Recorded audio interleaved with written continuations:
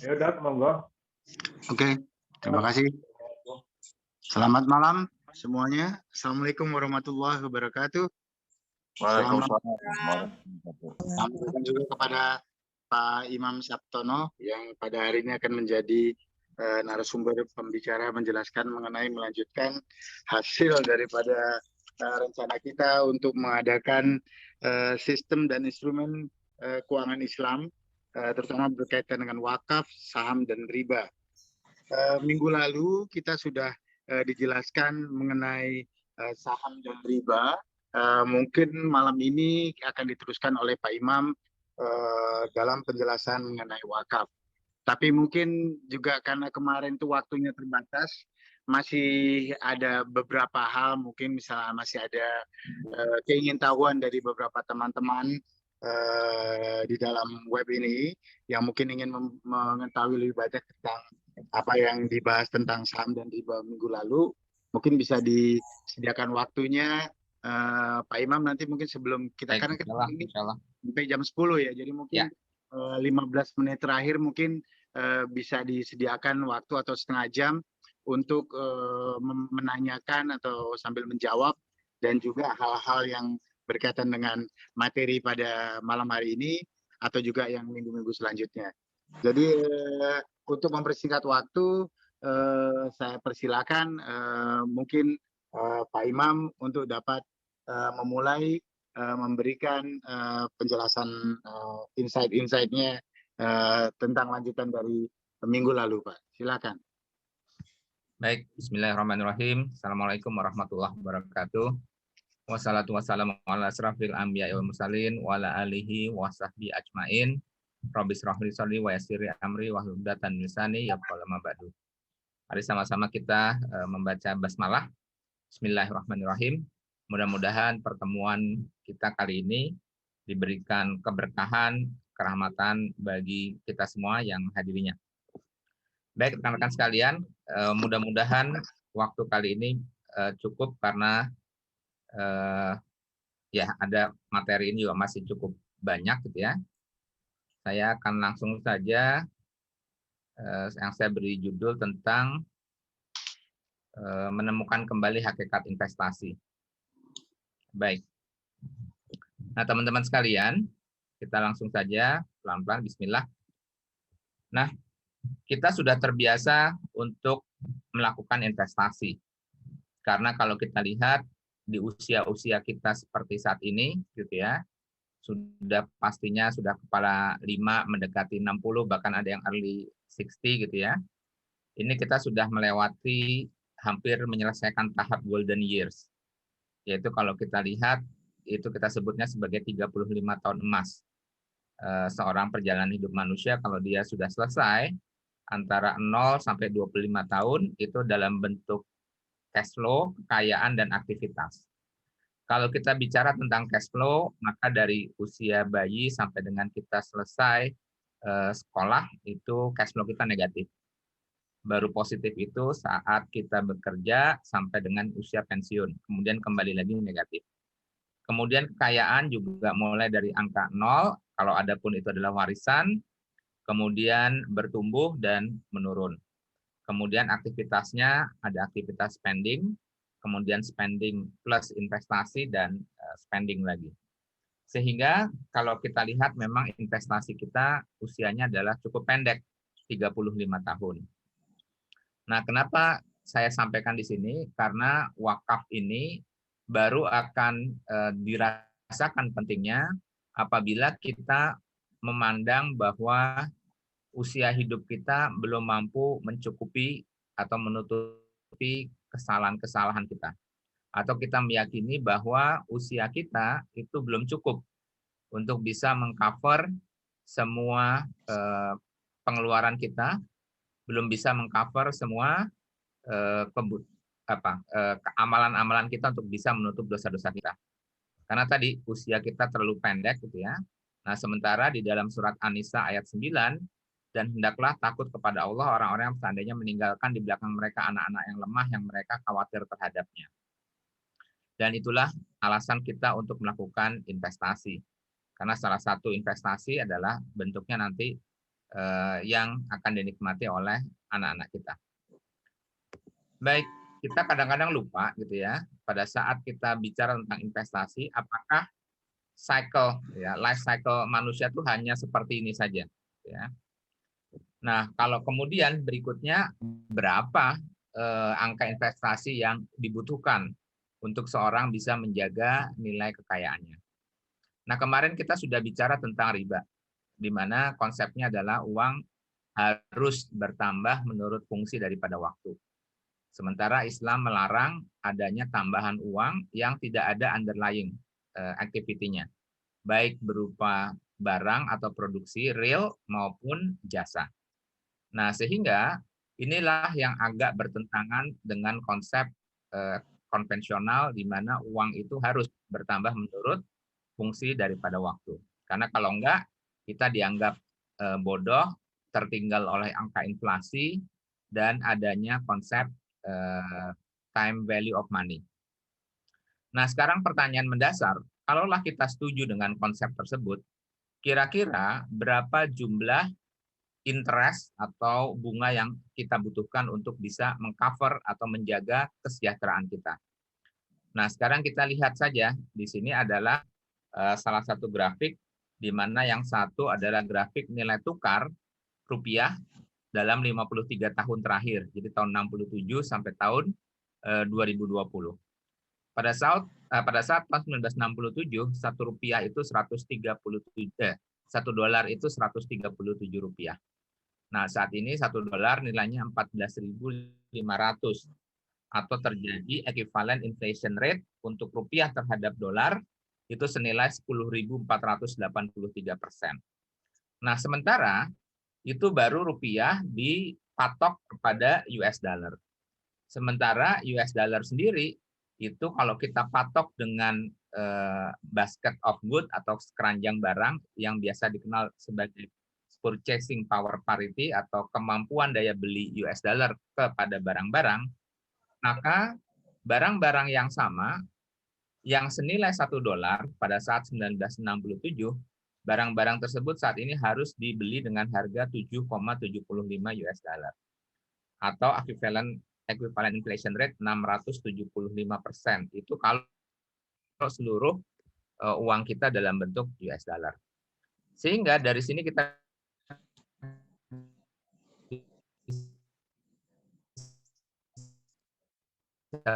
bayangkan, ya, padahal dolar, maka berapa angka riba yang harus kita peroleh untuk menjaga nilai tukar daripada rupiah itu stabil.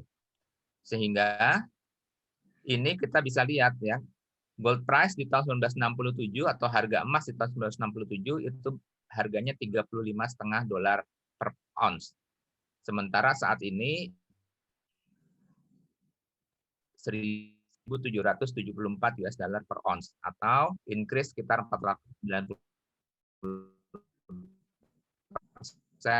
dalam 53 tahun. Masih jauh lebih stabil dibandingkan, jadi kalau dolarnya terinflasi sebesar 675%, artinya dia harus mengejar 6,75 kali untuk mendapatkan barang yang sama. Sementara dalam bentuk kalau kita menyimpan 1 gram saja gitu ya, nilai gramnya itu sudah bisa mengikuti sebesar 490. Jadi tertinggal hanya sekitar hanya sekitar 175% saja dalam waktu 53 tahun. Artinya dalam konteks 53 tahun nilai tukar atau daya beli emas itu relatif hanya terdepresiasi sebesar 100% dalam 53 tahun. Atau hanya 2 sampai 2,5% per tahun. Nah, buat teman-teman ketahui, besarnya 2,5 sampai 3% per tahun itu sama dengan pertumbuhan angka produksi emas dunia. Jadi dengan kata lain, ya memang kalau kita menyimpan emas kita sudah bisa predik bahwa nilai emas itu hanya akan turun dalam jangka panjang itu sekitar 2,5 sampai 3%. Kenapa? Karena angka pertumbuhan produksi emas di dunia itu memang rata-rata pertumbuhan per tahunnya ada di angka sekitar itu 2,5 sampai 3%. Nah, sehingga Jika orang menyimpan mata uang rupiah selama 53 tahun, maka untuk menjaga agar daya beli rupiah tetap terhadap harga barang-barang domestik, maka membutuhkan interest rate sebesar 197% per tahun. Nah, kenapa seperti ini? Ini bisa dijelaskan bahwa konsep daripada sistem konvensional itu memang mengandalkan pada 3 pilar, gitu ya. Saya menyebutnya sebagai satanic finance pilar. Nah, satanic finance pilar yang pertama itu adalah bunga, ya. Kemudian fiat money, dan ketiga adalah sistem perbankan. Bunga itu tadi menyebabkan paradigma orang menyatakan bahwa uang itu harus bertambah menurut fungsi daripada waktu, ada dan tidak adanya barang yang diproduksi. Kemudian fiat money atau mata uang kertas itu menyebabkan uang itu bisa di-create berapapun jumlah yang dibutuhkan untuk bisa mengejar angka bunga tadi. Dan terakhir, sistem perbankan konvensional itu memompa sistem ke dalam sistem keuangan supaya tercipta uang. Salah satu model penciptaan uang itu adalah dengan hutang. Kapan nanti kita akan bahas, mungkin suatu saat akan bahas 3 pilar satanic finance ini, kalau masih ada waktu insya Allah. Nah, ini contoh gitu ya, bagaimana ilusi hutang dan finansial aset bertambah. Teman-teman bisa lihat di situ di grafik yang pertama, di mana garis biru itu adalah garis pertumbuhan hutang. Nah, kenapa hutang itu bisa di-entertain begitu banyak? Ya karena kembali itu tinggal diimplankan suku bunga dan tinggal dicetak uangnya saja. Sehingga hutang bisa di-create kapanpun, sehingga bisa menjustified bahwa memang uang itu ada nilainya. Nah, kemudian yang berikutnya adalah US nominal GDP. Teman-teman bisa lihat bahwa increase daripada produk barang dan jasa itu tidak bisa mengikuti kenaikan hutang. Ya, atau dengan kata lain, sebenarnya semua penduduk di dunia ini sudah tahu bahwa default itu sudah di depan default itu sudah terjadi. Tetapi kan kenapa mereka tidak berani mengakui bahwa default itu sudah terjadi? Karena kalau itu diakui oleh seluruh penduduk dunia, maka mereka mengakui bahwa uang yang disimpan di dompet dan di rekening banknya itu sudah tidak ada nilainya. Jadi kita ini hidup hanya berdasarkan kesepakatan dari sebuah ilusi bahwa dunia masih ada future income yang bisa mengcover nilai hutang saat ini. Nah, tapi kenyataannya gap antara nilai hutang dengan pertumbuhan produksi barang dan jasa itu bukannya makin mengecil tetapi makin membesar. Hal yang sama itu juga bisa kita lihat dari kondisi hutang Indonesia, ya, di mana semua ekonom, ya, ekonom yang tidak terlalu cerdas sekalipun dengan model ekonometrik yang terbatas sebenarnya juga sudah bisa menghitung bahwa kenaikan hutang nasional itu tidak akan bisa diimbangi oleh kenaikan GDP. Sehingga dampaknya adalah akan selalu terjadi defisit. Ya, akan selalu terjadi defisit anggaran yang akan ditutup dengan hutang yang baru. Sehingga ini gambar yang di sebelah kanan menunjukkan grafik bar di mana tidak ada no point of return, tidak ada reverse gitu ya, tidak ada titik reverse daripada hutang Indonesia, atau dengan kata lain kita sudah masuk ke dalam jebakan hutang, debt trap. Nah, dengan demikian ini sebenarnya untuk membuat gambaran pada dasarnya sudah terbukti bahwa konvensional system itu sudah default pada dasarnya. Cuman kita sama-sama nggak berani mengakuinya, karena kalau kita akui maka kolapslah seluruh sistem perekonomian di dunia ini. Uang yang ada di rekening kita tidak ada nilainya dan seterusnya. Nah, berikutnya adalah tentang angka pertumbuhan GDP dan tingkat kesolehan, gitu ya. Di sini ada yang menarik adalah hasil saya ambil dari sebuah jurnal tentang seorang ekonom yang melakukan regresi antara tingkat GDP, pendapatan per kapita, terhadap indeks kesolehan. Ya, indeks kesolehan itu bisa dalam konteks Islam, bisa dalam konteks Katolik, bisa dalam konteks Hindu, dan seterusnya.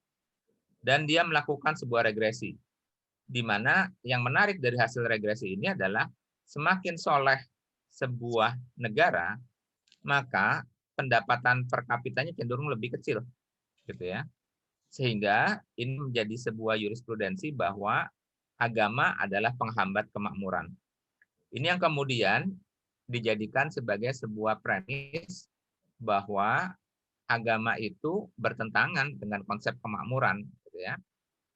Dan ini yang membuat kita menjadi akhirnya menjadi putus asa dan kadang-kadang menyebutkan sebuah kalimat nggak apa-apa miskin, yang penting soleh. Padahal kalimat yang dimaksud itu tidak pernah ada menjadi sebuah dogma bahwa tadi ya kesolehan akan berbanding terbalik dengan kemakmuran. Yang ada justru pada saat zaman peradaban umat, ya, peradaban Islam, justru terjadi di mana tingkat kemakmuran, tingkat keadilan, dan tingkat ketauhidan, kesolehan itu masuk atau terjadi bersama-sama. Sehingga yang bisa kita tarik kesimpulan adalah ada yang salah, gitu ya. Ada yang salah dari penerapan instrumen-instrumen keuangan dan persepsi tentang kesyariahan praktek daripada sistem keuangan. Karena Allah menyebutkan ya, kalau kita hanya mengejar tadi, kalimatnya adalah bahwa agama menjadi penyebab daripada rendahnya tingkat kemakmuran, maka Allah katakan barang siapa yang menghendaki kehidupan dunia dan perhiasannya, niscaya kami akan berikan kepadanya dunia, gitu ya, dengan sempurna, dan mereka dunia itu tidak akan dirugikan. Tetapi ketahuilah, gitu ya, bahwa kalau yang pola seperti itu orang hanya mengejar dunia saja, gitu ya, maka lenyaplah bagiannya di akhirat. Dan ada surat yang lain di Asyura ayat 20, barang siapa yang menghendaki keuntungan dunia maka memberikan kepadanya sebagian dari keuntungan dunia dan tidak ada baginya suatu bahagian pun di akhirat. Jadi alangkah ruginya apabila kita menukar kehidupan akhirat itu dengan sekeping kenikmatan dunia. Tetapi juga kalimatnya bukan berarti kalau kita ingin mendapatkan akhirat berarti kita harus bermiskin-miskin di dunia. Itu yang juga salah. Nah, yang berikutnya ingin saya sampaikan adalah anomali kemakmuran. Teman-teman sekalian, apakah kemudian ya kemakmuran itu akan membawa kebahagiaan? Nah, paling tidak kita bisa melihat di sini di grafik yang paling sebelah kiri itu adalah grafik negara-negara dengan tingkat bunuh diri tertinggi di dunia. Ada Korea Selatan, Jepang, Rusia, Prancis, Amerika masuk di situ, gitu ya. Itu adalah semua negara dengan top GDP. Jadi bayangkan apabila memang kemakmuran itu identik dengan kebahagiaan, harusnya mereka enggan meninggalkan dunia. Tapi kenyataannya adalah justru di negara-negara dengan GDP tertinggi itu tingkat bunuh diri itu sangat tinggi, gitu ya. Kemudian berikutnya bahkan negara Jepang ini sudah menunjuk di tahun 2020 kemarin menunjuk Minister of Loneliness. Bayangkan ada sebuah menteri kesepian ditunjuk karena untuk bertugas untuk mengurangi tingkat bunuh diri di Jepang. Dan yang sangat menyedihkan sekali, di tengah kemakmuran, di situ muncul ketakutan. Jadi ada pasangan-pasangan kenapa tingkat kelahiran di Jepang dan Korea itu semakin lama semakin rendah, karena mereka semakin lama semakin takut untuk memiliki anak. Kenapa? Karena ketakutannya adalah anak itu identik dengan penambahan daripada living cost. Jadi kekhawatiran tidak bisa memberi makan anaknya, maka menyebabkan orang-orang di Jepang, Korea, Hong Kong itu tidak lagi mau memiliki anak. Bayangkan ada sebuah negara makin makmur, makin tinggi tingkat bunuh diri, dan makin enggan berkeluarga untuk memiliki anak.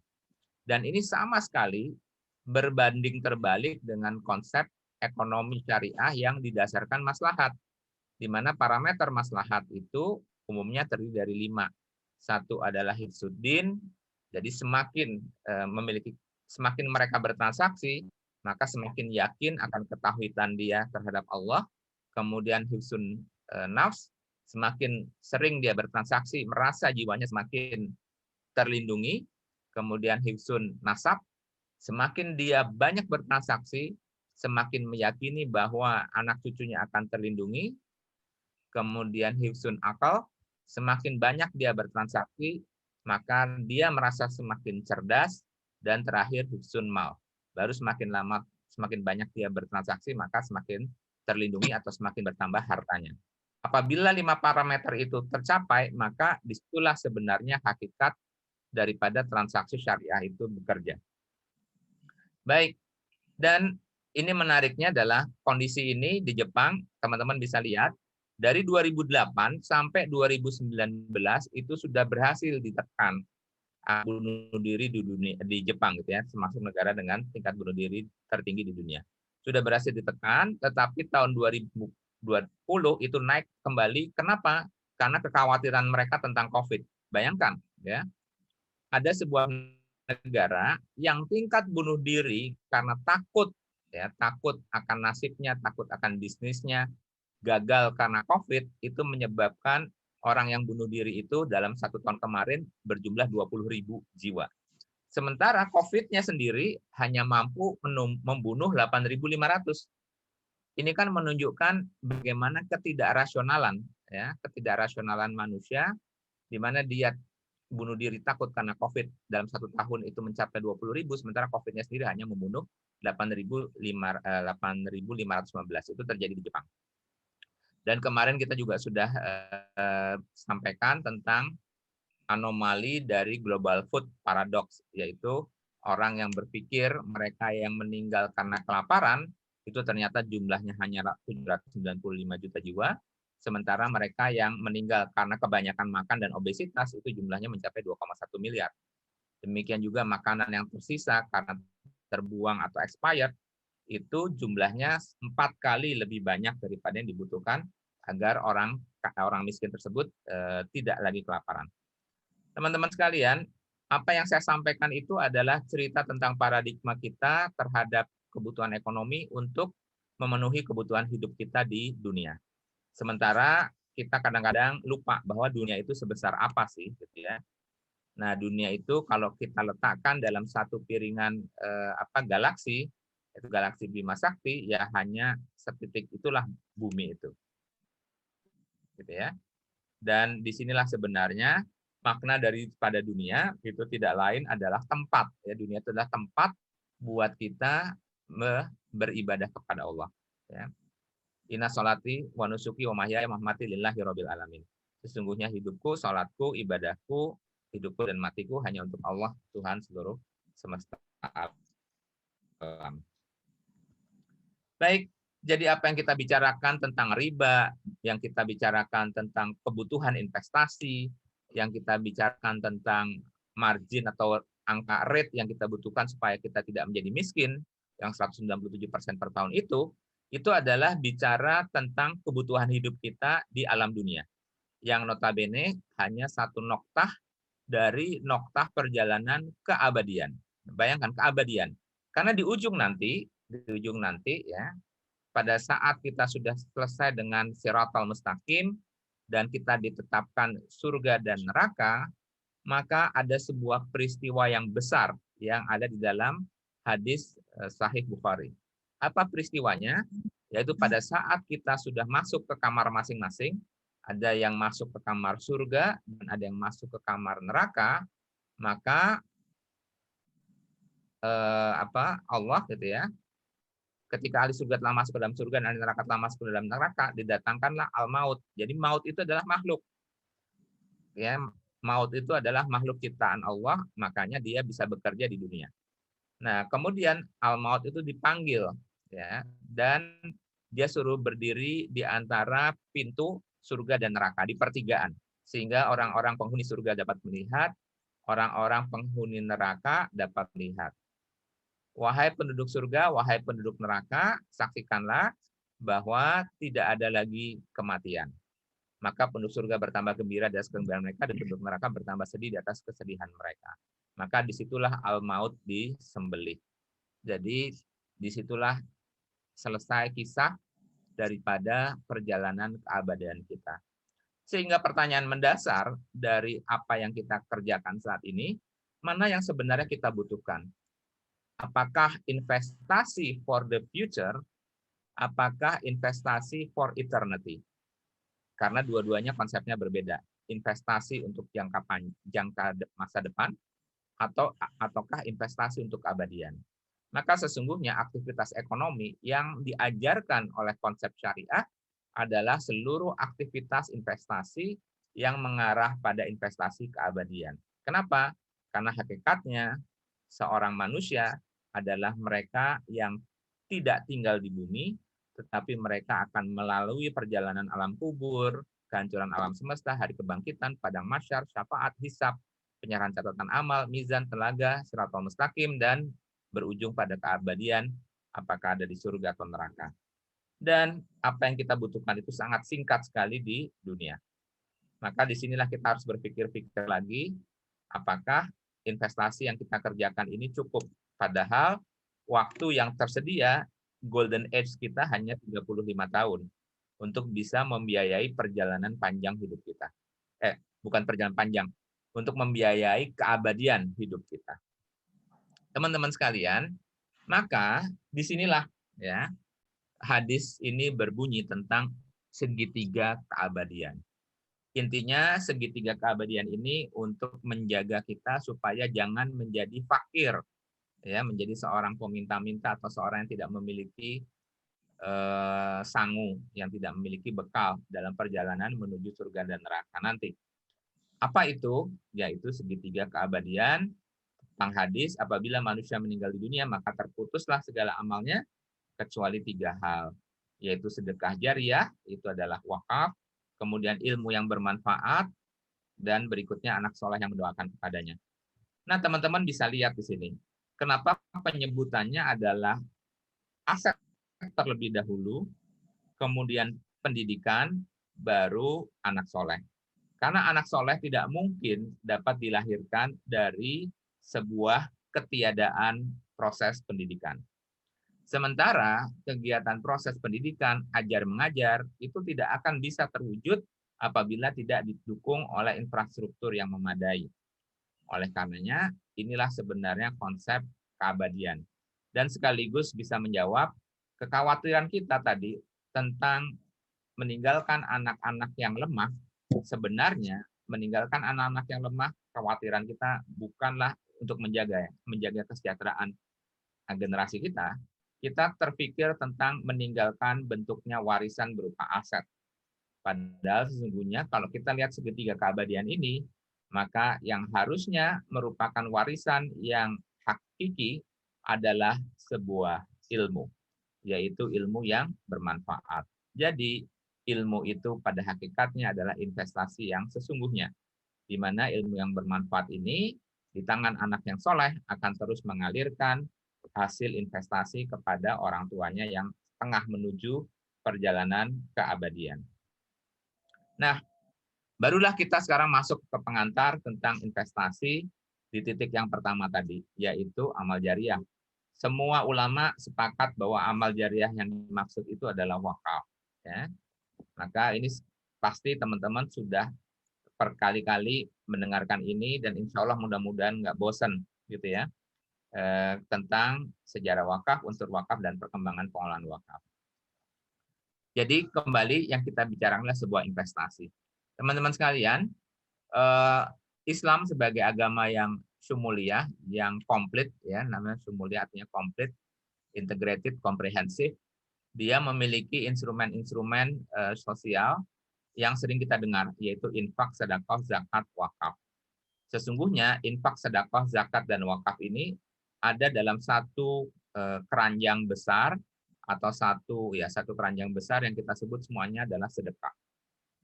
Nah, tetapi dalam konteks lebih detailnya, sedekah ini akan terbagi menjadi infak. Infak itu adalah pemberian yang sifatnya sunnah, dilakukan dengan alasan di atas jalan Allah, tetapi ada juga infak yang di atas jalan syaitan. Itu ada di dalam surat 8 ayat 36. Nanti teman-teman silahkan buka saja. Jadi infak itu ada 2, ada infak fisabilillah, ada infak fisabilis syaitan. Nah, yang kita bicarakan adalah infak fisabilillah, semata-mata karena Allah. Maka infak ini sifatnya sunnah, jumlahnya tidak tertentu, dan penggunaannya pun juga luas. Dikatakan infak apabila pemberian itu bisa kita monetize, bisa kita ukur dalam nilai uang dan sifatnya wujud, ya, sehingga banyak kemudian para ulama yang lebih menyempitkan lagi yang dimaksud dengan infak itu adalah dalam bentuk uang. Berikutnya adalah sedekah. Sedekah ini pemberian yang sama jumlahnya tidak ditentukan dan hukumnya sunnah, pemanfaatannya juga luas, tetapi dalam konteks sedekah barang yang diberikan itu bisa wujud maupun tidak wujud. Makanya kalau orang menyebutkan sedekah ilmu itu adalah sedekah ilmu, bukan infak ilmu, tapi sedekah ilmu. Senyum itu adalah sedekah, gitu ya. Jadi sedekah itu menyangkut yang wujud maupun tidak wujud. Nah, sementara berikutnya zakat. Zakat itu instrumen yang sifatnya wajib, beda dengan yang lain, sifatnya sunnah. Sifatnya wajib, jumlahnya ditentukan, waktu pemberiannya juga ditentukan apabila nisabnya sudah tercapai.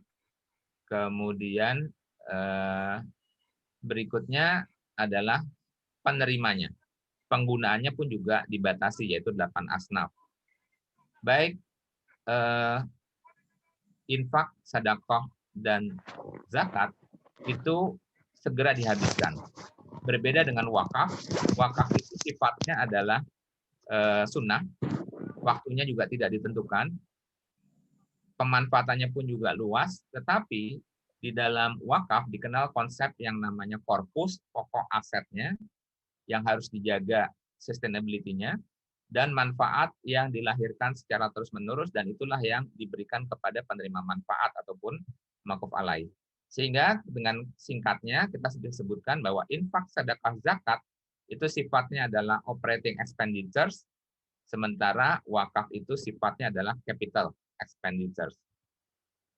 Nah, kemudian terkait dengan wakaf, para ulama sepakat bahwa wakaf ini masuk ke dalam area ijtihad karena terbatasnya dalil yang memuat wakaf ini, baik di dalam Al-Quran maupun hadis maupun sunnah.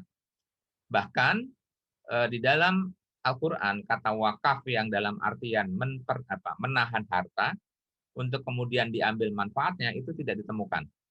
Adanya di dalam hadis. Tetapi para ulama sepakat bahwa ada beberapa ayat yang membicarakan tentang kalimatnya menggunakan kata infak atau menggunakan kata sedekah, tetapi para ulama sepakat itu adalah ayat terkait dengan wakaf. Kenapa? Karena dilihat dari asbabun nuzulnya, ya, sejarah turunnya ayatnya. Karena kalau cerita apa yang melatar belakangi turunnya ayat itu, misalkan adalah cerita tentang pemberian aset yang tidak habis dalam satu kali konsumsi, maka cenderung ulama memasukkannya ke dalam dasar daripada wakaf. Dengan demikian, meskipun tidak ada kata wakaf di dalam Al-Quran, paling tidak ada beberapa ayat, dan yang ada di slide ini bukanlah seluruhnya, tetapi adalah ayat-ayat yang paling populer, yang ulama sepakat bahwa itu merujuk kepada wakaf. Yang paling populer itu adalah Ali Imran ayat 92, ya, yang kurang lebih bunyinya lan tanul birra hatta tunfiqu mimma tuhibbu. Belum sampai kebajikan yang sempurna sebelum seseorang menginfakkan, dalam hal ini mewakafkan harta terbaik yang dimilikinya. Dan ini adalah asbabun nuzulnya, cerita tentang Abu Talhah yang menyerahkan kebun Bai'a, yaitu kebun kurma yang terbaik, yang paling subur di Madinah, untuk perjuangan Rasulullah. Kemudian yang berikutnya Al-Baqarah 261, Al-Baqarah 267, Al-Maidah ayat 2, dan seterusnya. Kemudian kalau terkait dengan hadis, maka hadis yang paling terkenal ini adalah hadis tentang wakaf pertama kali, yaitu wakafnya Umar radhiyallahu an. Wakaf Umar adalah wakaf kebun kurma. Artinya kalau kita sekarang bicara tentang wakaf produktif, sebenarnya setback. Ya, setback karena wakaf pertama kali itu justru adalah wakaf produktif. Nah, adapun sekarang kenapa wakaf orang hanya mengenalnya adalah wakaf masjid, madrasah, musolah, makam, kita menyebutnya sebagai 3M gitu ya. Itu karena memang ada dikotomi, ada stigma yang dikerjakan oleh musuh-musuh Islam agar wakaf ini tidak bisa menjadi pilar ekonomi umat, sehingga dikecilkan bahwa wakaf itu hanya masjid, madrasah, musola, dan seterusnya. Nah, padahal kalau kita rujuk ayat-ayat hadis tentang wakaf itu sangat masyhur, bahkan ini hadis yang dikutip untuk menjadi dasar daripada fikih wakaf. Apa saja itu? Jadi kalau kita lihat hikmahnya, paling tidak ada 3 konteks hikmah di dalam hadis ini. Pertama adalah wakaf berupa aset produktif yang terbaik, gitu ya. Umar mengatakan kepada Rasulullah bahwa saya belum pernah mendapatkan aset sebaik ini. Kemudian adalah hikmah yang kedua yang paling sering dikenal, yaitu aset wakaf tidak boleh dihibahkan, tidak boleh dijual, dan tidak boleh diwariskan. Artinya ditahan, itulah dasar kata dari kata wakaf. Kemudian yang ketiga, itu berupa keterangan penjelas, bukan merupakan kalimat daripada Rasulullah, yaitu kalimat di mana tidak dilarang bagi yang mengelola wakaf makan dari hasilnya dengan cara yang baik atau sepantasnya. Artinya, sang pengelola atau kita sebut sebagai nazir wakaf itu boleh mendapatkan bagian daripada manfaat yang dihasilkan dari aset wakaf yang dikelolanya, asal ya tidak menumpuk harta dengan nilai wajar dan seterusnya. Dan disinilah masuk ke dalam area istihad. Ya, salah satunya kalau kita mengacu pada istihadnya fatwa ulama DSN MUI, maka jumlah yang boleh atau diperkenankan itu nazir maksimal mengambil 10% dari hasil bersih dari pemanfaatan aset wakaf tersebut. Jadi hasil bersih itu berarti setelah dikurangi ongkos-ongkos biayanya, COGS dan seterusnya. Maka ada hasil bersihnya, itu pun nazir masih boleh mendapatkan maksimal 10%. Nah, adapun di negara lain ini prakteknya berbeda. Kalau kita ke Malaysia itu bahkan boleh sampai 20%. Di Arab Saudi bahkan lebih besar lagi. Nah, berikutnya kita lihat unsur wakaf. Teman-teman sekalian, kenapa unsur wakaf ini menjadi penting? Untuk memastikan apabila kita memang berniat untuk melakukan transaksi wakaf, maka pastikan elemen unsur wakaf ini terpenuhi. Apa saja elemen unsur wakaf ini? Yang pertama adalah wakif, yaitu orang yang mewakafkan. Ada atau enggak? Ada berarti conteng. Siapa? Dia boleh perorangan, boleh lembaga. Kedua, ada benda wakafnya. Pada dasarnya, benda wakaf ini adalah segala sesuatu barang yang tidak habis dalam satu kali periode konsumsi itu bisa diwakafkan. Dan syarat benda wakaf ini harus sepenuhnya sudah dimiliki oleh wakif. Artinya wakif tidak boleh mewakafkan tanah yang masih cicil. Artinya dia sepenuhnya sudah wakif baru boleh diwakafkan. Kemudian yang ketiga adalah nazir, yaitu orang atau lembaga yang diberikan kepercayaan untuk mengelola aset wakaf, mengelola dan mengembangkan. Nazir bukanlah pemilik daripada aset wakaf tersebut, karena aset wakaf yang diwakafkan pada dasarnya menjadi milik Allah Subhanahu wa taala. Kemudian ikrar wakaf itu terkait dengan kontrak. Kontrak yang menyebutkan ke semua unsur tadi, wakif, benda wakaf, nazir, siapa yang menerima manfaatnya, dan term and condition yang lain yang menyangkut dengan wakaf. Dan berikutnya adalah maquf alaih, yaitu orang yang atau pihak yang menerima manfaatnya. Nah, berikutnya, kemarin yang lagi viral itu terkait dengan wakaf uang, yaitu ramenya bahwa wakaf uang boleh atau tidak. Ternyata, ya kita tadi di awal sudah dibuka dengan kalimat bahwa seluruh ulama di dunia sepakat bahwa wakaf ini masuk ke dalam domain istihad, gitu ya. Nah, sehingga pada saat kita bicara tentang wakaf uang, maka kita masuknya ke dalam area istihad. Memang ada perbedaan pendapat antar mazhab. Tetapi sekali lagi, justru di sini kita harus bisa melihat hikmah. Allah pasti punya kehendak, ya. Mengapa ibadah wakaf ini tidak dituliskan detail? Ya pastinya salah satu hikmah yang mungkin bisa kita ambil Justru disinilah kekuatan wakaf, artinya dengan aturan yang tidak detail tersebut, harusnya wakaf bisa menjadi jawaban bagi permasalahan kekinian perekonomian umat. Nah, tadi terkait dengan wakaf uang. Kalau kita lihat, ada fatwa dari Imam Zuhri, yaitu ulama yang wafat tahun 124 Hijriah. Imam Zuhri ini adalah termasuk ulama kelompok tabi'in, artinya yang masih bertemu sebagian sahabat. Apa yang disampaikan oleh fatwa Imam Zuhri ini ditulis dalam kitabnya Imam Bukhari. Apa itu? Imam Zuhri menganjurkan dilakukannya wakaf dalam bentuk dinar dan dirham. Tetapi dinar dan dirham itu tidak langsung digunakan untuk membangun sarana ibadah, gitu ya, dan sarana pendidikan.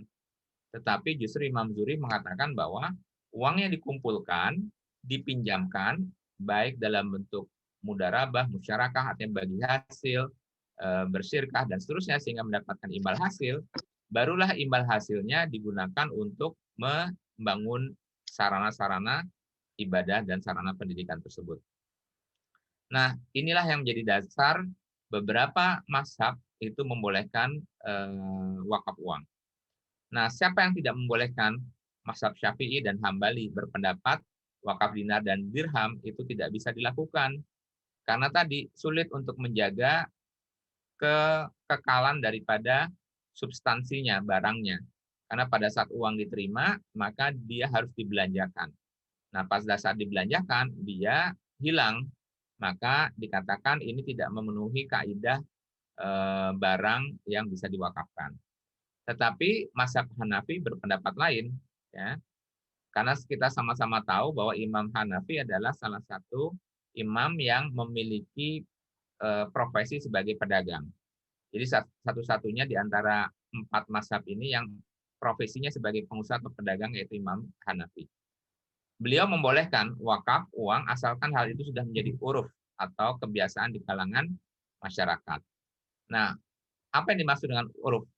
Tadi kebiasaan. Jadi kalau buat seorang pedagang, pada saat dia menerima uang, maka uang itu langsung di dalam benaknya bisa dimasukkan ke dalam 2 kelompok kamar tadi, yaitu kamar operating expenditures yang dibelanjakan dan habis, atau masuk ke dalam kamar capital expenditures, bagian daripada modal yang bisa dijaga kekekalannya dan kemanfaatannya. Oleh karenanya Imam Hanafi membolehkan adanya wakaf uang. Kemudian Imam Maliki juga berpendapat sama bahwa wakaf uang itu boleh. Dasarnya kalau Imam Maliki ya langsung saja merujuk pada fatwanya Imam Al-Zuhri, ya, yang dikatakan tadi bahwa uang itu dikumpulkan terlebih dahulu, diputarkan untuk bisnis, baru hasilnya lah yang dipakai untuk membangun aset wakaf. Baik, bagaimana dengan fatwa ulama Indonesia? Fatwa DSN MUI membolehkan adanya wakaf uang. Itu sudah keluar sejak tahun 2002, gitu ya. Jadi wakaf uang itu hukumnya jelas atau boleh, dan wakaf uang hanya boleh disalurkan dan digunakan untuk hal-hal yang diperbolehkan secara syar'i. Jadi kalau itu pun diinvestasikan atau dijalankan dalam konteks bisnis, maka harus dijalankan dalam instrumen syariah atau dalam bisnis-bisnis yang tidak melanggar ketentuan syariah. Nilai pokok wakaf uang harus dijamin kelestariannya, tidak boleh dijual, tidak boleh dihibahkan atau diwariskan. Baik, sekarang kita masuk ke perkembangan skema wakaf uang. Jadi wakaf uang itu dalam perkembangannya, yang di atas itu adalah era periode zaman Imam Zuhri, yaitu wakif mendonasikan uang wakaf, dikumpulkan oleh nazir, kemudian nazir menjadikannya sebagai basket dari sumber-sumber dana, pool of fund, kemudian dana tersebut dipinjam kepada mauquf alaih, dan pada saat mengembalikannya ada marginnya, ada bagi hasilnya. Dan bagi hasilnya itulah yang kemudian digunakan untuk membangun aset-aset manfaat bagi mauquf alaih. Tetapi berjalannya waktu, uang itu banyak yang tidak kembali. Sehingga timbullah skema yang kedua, yaitu sangat populer pada periode Turki Utsmani. Bahkan disebutkan perkembangan ini sempat menjadi jaya dan menjadi sumber pengembangan peradaban di zaman Turki Utsmani yang berusia lebih dari 300 tahun. dan umumnya sangat populer di kota Busra atau Bursa, gitu ya. Dan ini konsepnya adalah uang yang dikumpulkan oleh nazir itu dipinjamkan dulu kepada quality institution, bisa korporasi besar, bahkan bisa negara. Ya, misalkan seperti yang dilakukan oleh pemerintah kemarin dengan menerbitkan sukuk ring wakaf. Jadi nazir membeli dulu sukuknya, kemudian oleh negara dia akan mendapatkan imbal hasil, dan imbal hasilnya inilah yang kemudian diberikan kepada wakaf alai. Nah, yang membedakannya adalah uang yang diberikan atau apapun manfaat yang diberikan kepada wakaf alai ini sudah merupakan hasil daripada pokok wakafnya, sehingga tidak ada masalah apabila ini habis hasilnya, tetapi pokoknya itu akan tetap, ya, akan tetap, dan pada saat jatuh tempo akan kembali lagi ke nazir dan seterusnya. Dan apa yang pernah kita capai ya dengan perekonomian wakaf ini? Pertama adalah tidak ada ceritanya puncak-puncak peradaban ini yang tidak diimbangi dengan kejayaan wakaf. Itu mulai dari 75% lahan yang di Daulah Khilafah Turki merupakan tanah wakaf, kemudian 50% lahan di Aljazair pada masa penjajahan Perancis sampai dengan abad ke-19 itu tanah wakaf. Demikian juga di Tunisia, di Mesir, bahkan di Mesir baru hilang tahun 1949, kemudian di Iran sampai dengan tahun 1930, 30% dari lahan yang ditanami adalah lahan wakaf, dan bahkan di Palestina itu jumlah sertifikat tanah wakaf dan bangunan yang berdiri di atasnya itu melampaui jumlah sertifikat privat atau pribadi. Demikianlah kondisi bagaimana wakaf itu mewarnai sistem perekonomian umat. Bahkan ada sebuah disertasi yang setelah saya baca, pada saat kejayaan Turki Utsmani, setengah dari APBN itu dibiayai oleh hasil daripada aset wakaf. Betapa hebatnya, atau untuk sebagai gambaran bagaimana hebatnya aset wakaf itu membersamai umat adalah skrip yang bertarikh tahun 1281 Masehi, ini berarti masih zaman Abbasiyah, ya, atau hampir berapa nih? Hampir 800 tahun yang lalu, gitu ya. Itu adalah cerita tentang sebuah rumah sakit di Baghdad yang merawat pasien tanpa dikenakan biaya apapun, tanpa harus dilihat dia penduduk atau bukan, memiliki member jam sostek atau bukan, membayar premi atau tidak. Bahkan diceritakan juga kalau yang dirawat itu terganggu nafkahnya, maka rumah sakit pun juga akan menutup nafkah keluarganya. Nah, kenapa bisa seperti demikian? Karena seluruh rumah sakit pada saat zaman kejayaan Abbasiyah atau zaman era Baghdad itu selalu di backup oleh aset wakaf berupa perkebunan sebesar satu desa. Jadi selalu rumah sakit di backup oleh aset produktif, dan aset produktif inilah yang merupakan wakaf. Itu tadi kesehatan. Bagaimana pendidikan? Sama, ya. Semua sejarah membuktikan di era Baghdad juga, bahkan sebelum berdirinya Al-Qurawiyin, yaitu universitas formal, ya, universitas formal yang tercatat dalam sejarah, tertua di dunia itu adalah Al-Qurawiyin di Maroko, kemudian baru disusul oleh Al-Azhar tahun 859 Masehi dan 970 Masehi.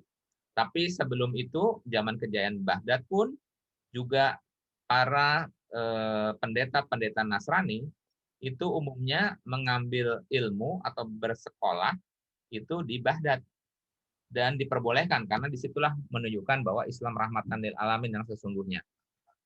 Nah, kemudian praktek-praktek yang terjadi di Baghdad inilah yang dibawa oleh para pendeta Nasrani itu ke Eropa, dan akhirnya praktek wakaf ini berkembang menjadi konsep endowment fund. Jadi endowment fund yang dikenal di Eropa itu pada dasarnya adalah konsep wakaf yang diambil dari peradaban Islam. Bahkan seorang ahli hukum di Oxford itu sudah mengeluarkan disertasi, bahkan trust law, kemudian undang-undang waris yang sangat terkenal yang lahir daripada sistem hukum Anglo-Saxon itu umumnya diambil dari konsep yang ada dalam Islam. Dan kembali di dalam kehidupan dunia ini berlaku yang namanya hukum kauniyah dan hukum kauliyah. Hukum kauniyah itu adalah hukum sebab akibat. Artinya siapa yang mendapatkan di dunia adalah mereka yang serius mengerjakannya. Ya, manjada wajada. Dan salah satunya adalah tadi endowment fund yang berdiri di Oxford, di Stanford, di Harvard, gitu ya. Mereka menjalankannya dengan baik, dengan tertib. Maka saya ambil contoh Harvard saja. Saat ini mereka memiliki 38,3 miliar US dollar ya, aset endowment fund atau sekitar 574 triliun. Dalam bentuk apa? Dalam bentuk surat berharga, saham, obligasi negara, properti gitu ya, dan lahan real estate lainnya. Kemudian yang berikutnya, tadi kesehatan sudah, pendidikan sudah, bagaimana kalau infrastruktur? Jangankan infrastruktur, yang mau saya ceritakan di sini adalah bagaimana wakaf itu juga dipakai untuk membangun angkatan bersenjata. Jadi memang kalimatnya adalah di dalam surat Al-Anfal ayat 72, kita diminta untuk wajib hijrah dan berjihad. Jadi hijrah dan berjihad itulah sebuah kewajiban, bukan pilihan. Ya. Amwaluhum wa anfusikum. Jihad itu dimulai dengan harta terlebih dahulu, ya, amwal. Tidak mungkin orang mau berjihad wa anfusikum, berjihad jiwa, kalau amwaluhum saja dia nggak mau, gitu ya. Makanya kalimatnya adalah amwaluhum wa anfusikum, harta terlebih dahulu baru jiwa. Nah, salah satu yang menarik adalah cerita tentang asbabun nuzulnya Al-Baqarah 261 yang sering kita dengar, barang siapa Katanya suara harta ya di jalan Allah ibarat menanam satu benih yang akan lahir 7 tangkai, masing-masing ada 100 bulir dan seterusnya. Nah, ini asbabun nuzul ayat ini adalah cerita menjelang perang Tabuk. Perang Tabuk itu adalah perang terakhir yang dipimpin oleh Rasulullah. Pada saat itu kas negara lagi kosong. Nah, kita bisa bayangkan Rasulullah sebagai pemimpin negara menghadapi kas negara yang kosong. Jadi, sekali lagi, kas negara kosong itu bukanlah sebuah aib. Yang menjadi masalah itu adalah penggunaan kasnya apa, gitu ya. Tetapi kas menjadi pemimpin negara. Nah, pada saat itu Madinah akan diserang oleh Romawi, sehingga Rasulullah membutuhkan dana untuk memobilisasi angkatan bersenjata. Waktu itu belum ada angkatan bersenjata reguler, ya artinya memang masyarakat diminta untuk berperang. Nah, disitulah mulai lahir cerita-cerita epik tentang wakaf. Pertama adalah bagaimana Abu Bakar menginfakkan seluruh hartanya dengan kalimat ditutup, apa yang kau sisakan, wahai Abu Bakar, aku menyisakan Allah dan Rasul-Nya untuk keluargaku. Kemudian diikuti oleh Umar yang menginfakkan separuh hartanya. Kemudian diikuti oleh Utsman yang membiayai 1000 ekor unta beserta perlengkapannya.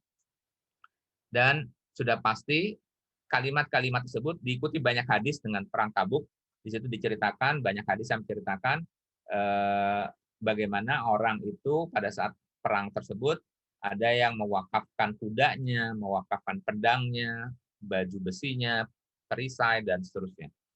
Dan di situ memang pastinya akadnya bukan pinjam, karena kalau akad pinjam itu wajib mengembalikan. Artinya di situ akadnya menyerahkan, putus kepemilikannya. Nah, putus kepemilikannya, maka dia wakafkan, karena apa yang dia serahkan itu adalah aset-aset yang tidak habis dalam satu kali pakai. Pedang, kalau yang menggunakannya selamat, baju besi yang menggunakannya selamat, maka bisa digunakan untuk peperangan berikutnya. Baik, kita lanjut. Infrastruktur. Infrastruktur itu pernah dilakukan oleh Umar Abdul Aziz, termasuk juga bukan infrastruktur, bahkan modal kerja, gitu ya. Era Umar Abdul Aziz ini adalah beliau cicit daripada Umar bin Khattab. Ya. Ini juga sekaligus yang menyebutkan bahwa anak yang soleh itu adalah investasi. Umar ini lahir ya dari seorang ibu yang merupakan anak dari anaknya Umar yang namanya Hashim. Jadi Umar itu pernah belusukan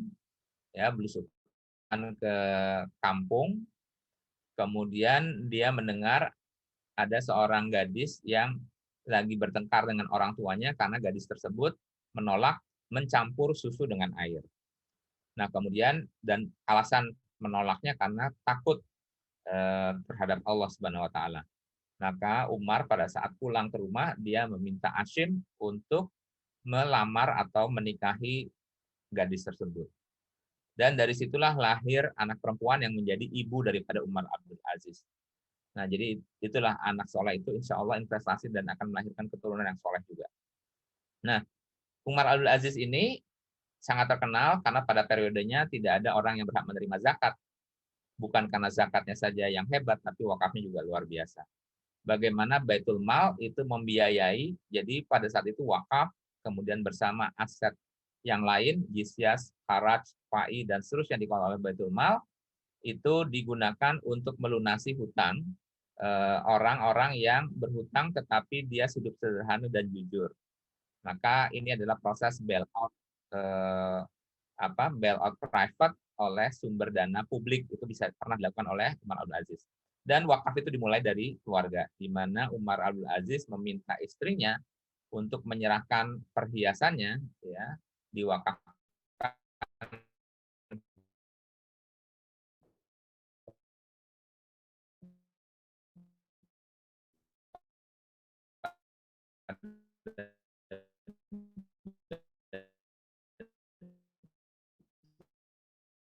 beri nama Fatimah. Fatimah di sini adalah istri dari karena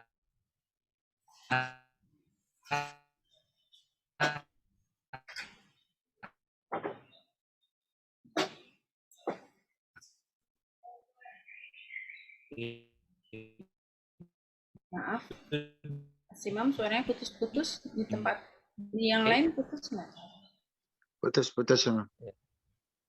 Dokumen-dokumen Hijaz Railway ini adanya Rising Fund, ya, Rising Fund yang didapat dari lebih dari 7.000 nazir.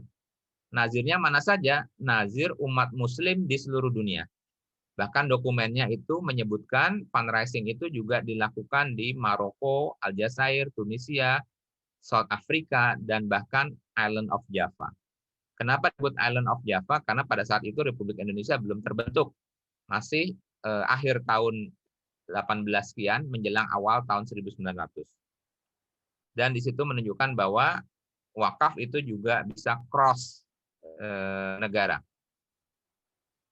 Dan yang menarik berikutnya adalah apakah wakaf harus untuk umat muslim? Jawabannya tidak.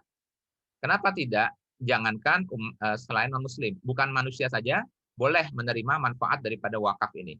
Jadi dalam sejarahnya wakaf itu juga dipakai manfaatnya untuk kelestarian alam, kemudian untuk perlindungan hewan dan seterusnya.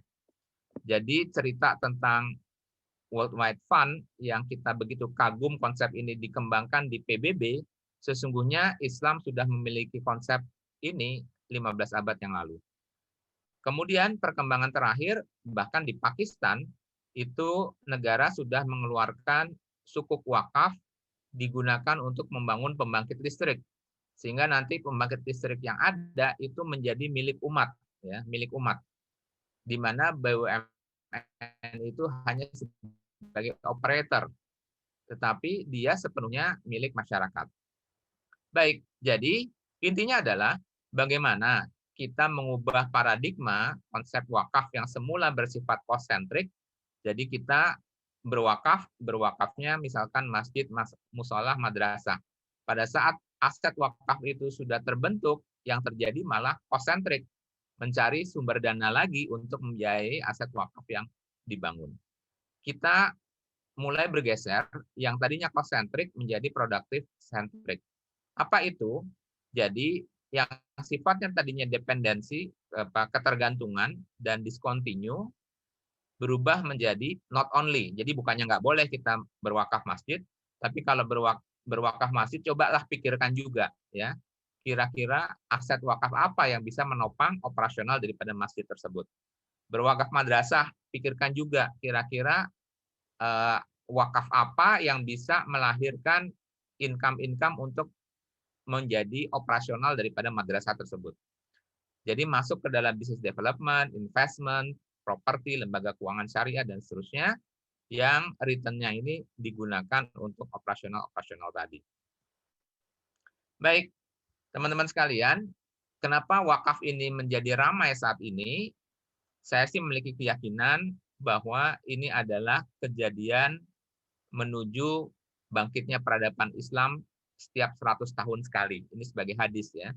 Sungguhnya Allah mengutus untuk umat ini pada setiap akhir 100 tahun orang perbarui untuk umat agama mereka. Jadi kelahiran peradaban 100 tahun, kalau kita lihat misalkan Indonesia, 100 tahunnya kemerdekaan Indonesia akan terjadi 2045.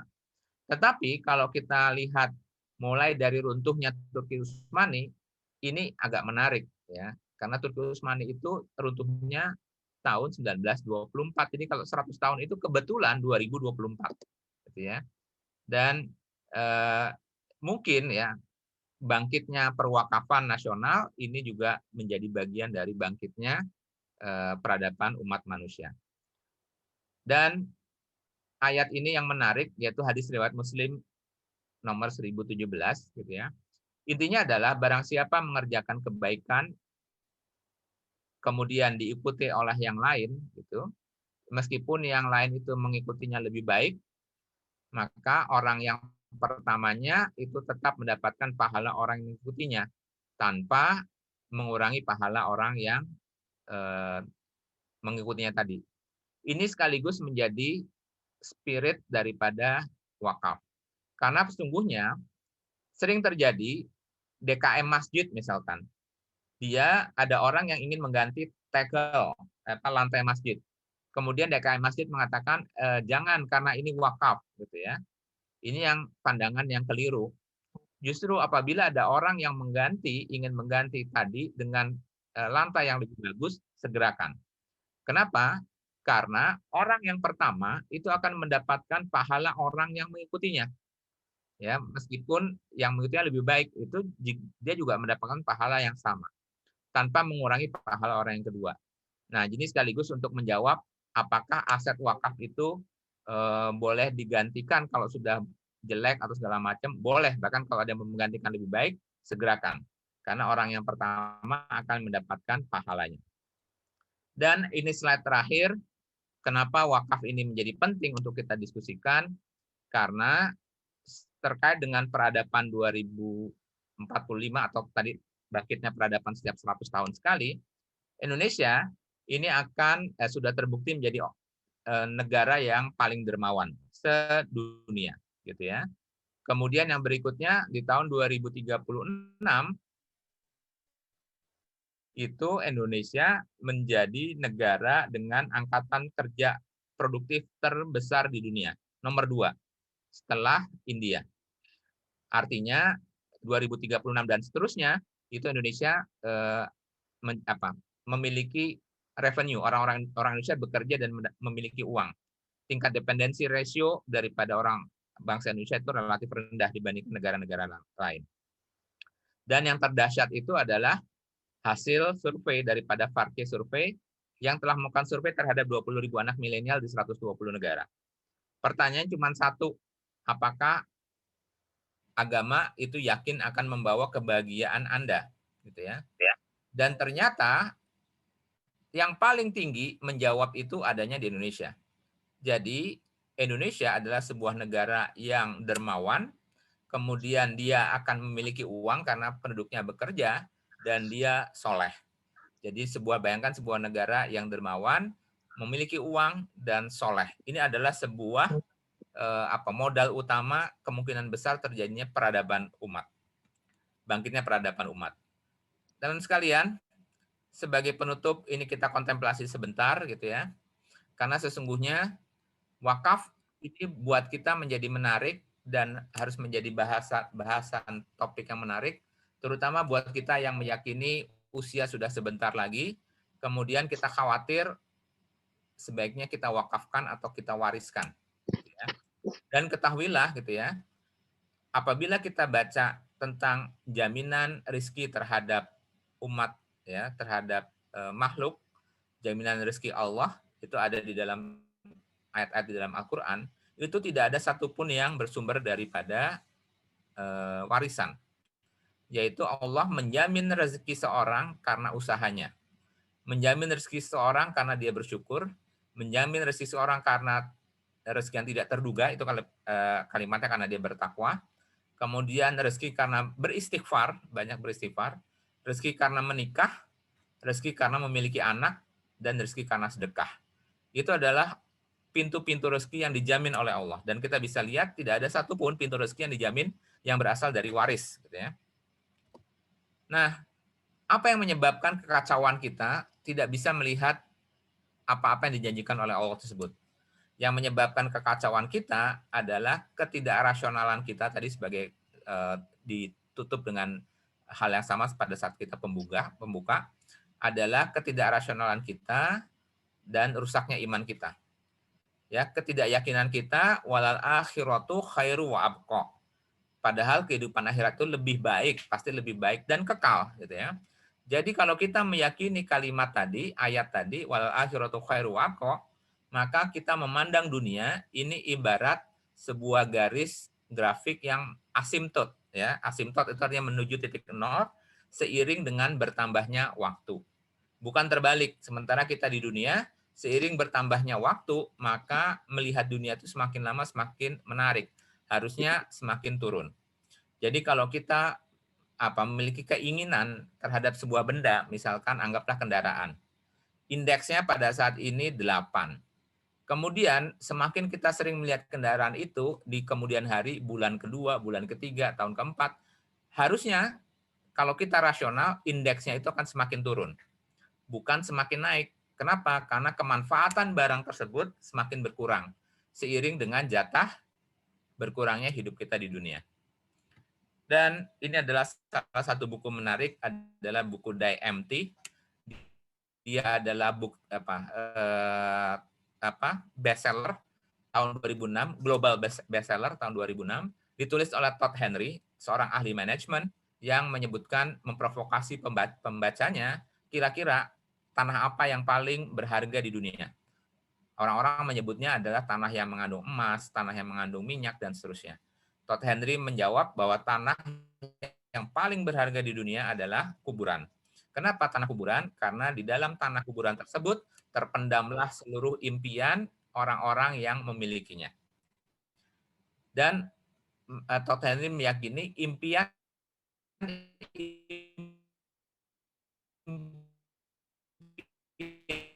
orang tersebut pasti nilai, karena dia seorang ahli manajemen, maka dia menulis buku itu Die Empty. Bagaimana kita memanfaatkan waktu mulai dari bangun tidur sampai tidur lagi, sehingga kita bisa hidup secara efektif dan mencapai cita-cita kita di dunia. Sehingga pada saat kita dimakamkan nanti, cita-cita kita sudah terlaksana semua. Tapi sayangnya Todd Henry bukanlah seorang muslim. Jadi cita-cita di dunia itu boleh apa saja. Nah, sementara cita-cita di dunia itu kalau kita umat muslim bukanlah apa saja.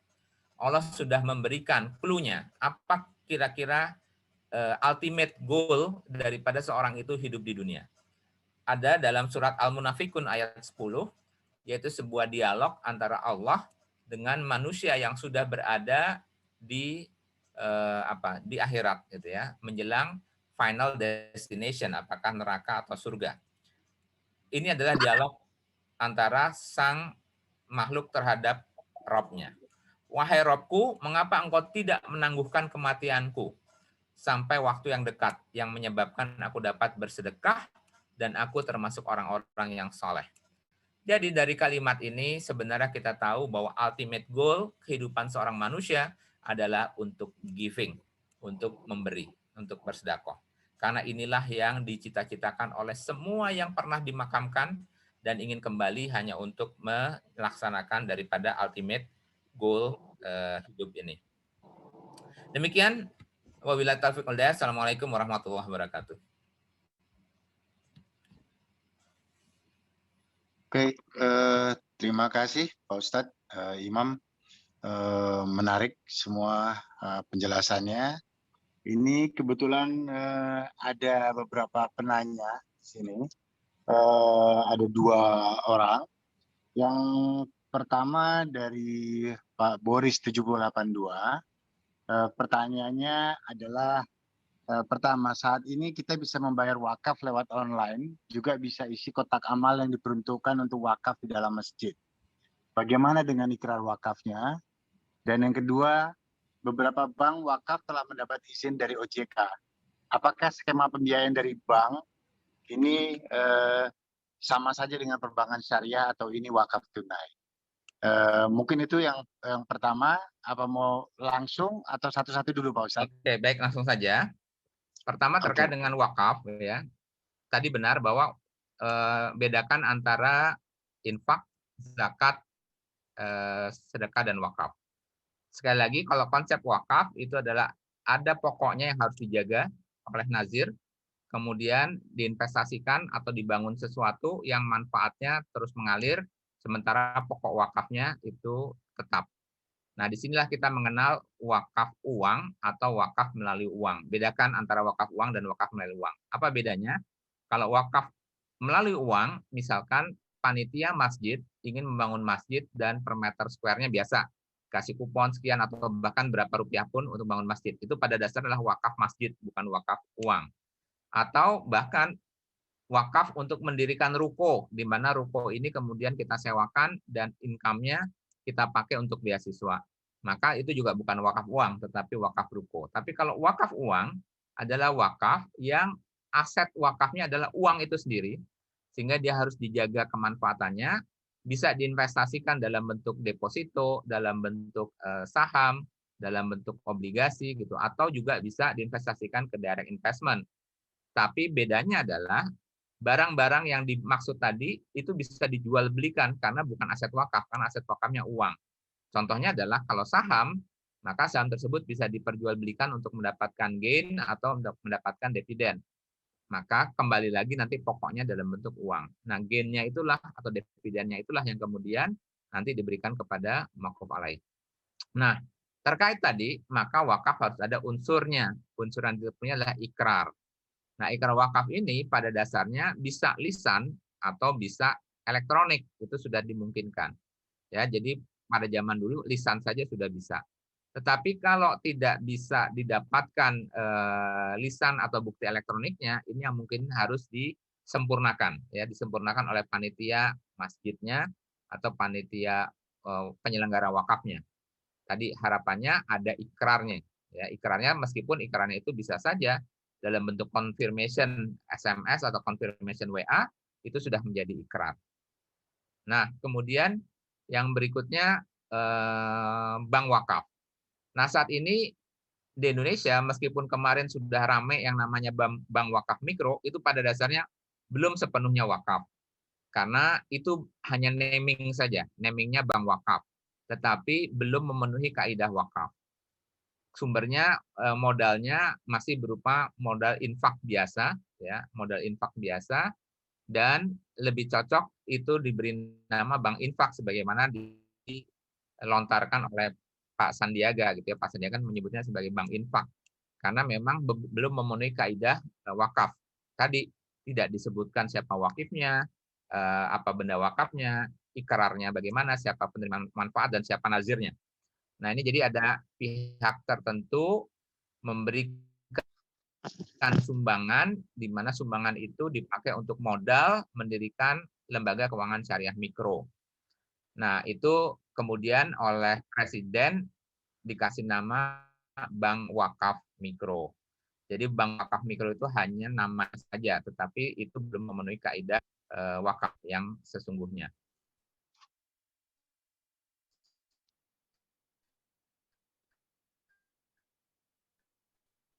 Nah, kemudian tentang bank syariah berputar itu berasal dari dana wakaf karena saat ini pun undang-undang wakaf di Indonesia belum memungkinkan bank syariah itu sebagai nazir wakaf uang. Dan memang ini sedang kita godok, kita akan coba dorong bahwa bank syariah itu boleh menjadi nazir wakaf uang. Sehingga pada saat nanti bank syariah sudah boleh menjadi nazir wakaf uang, maka uangnya itu boleh dipinjamkan. Ke siapa? Apakah ke semua orang? Belum tentu. Nah, balik lagi. Kenapa?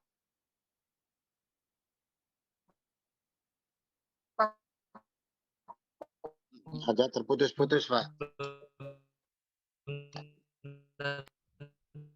Ya Agak kita lihat terputus. ikrarnya. Tergantung ikrarnya itu orang-orang itu dibuat. Jadi tadi intinya belum ada bank wakaf yang ada di Indonesia.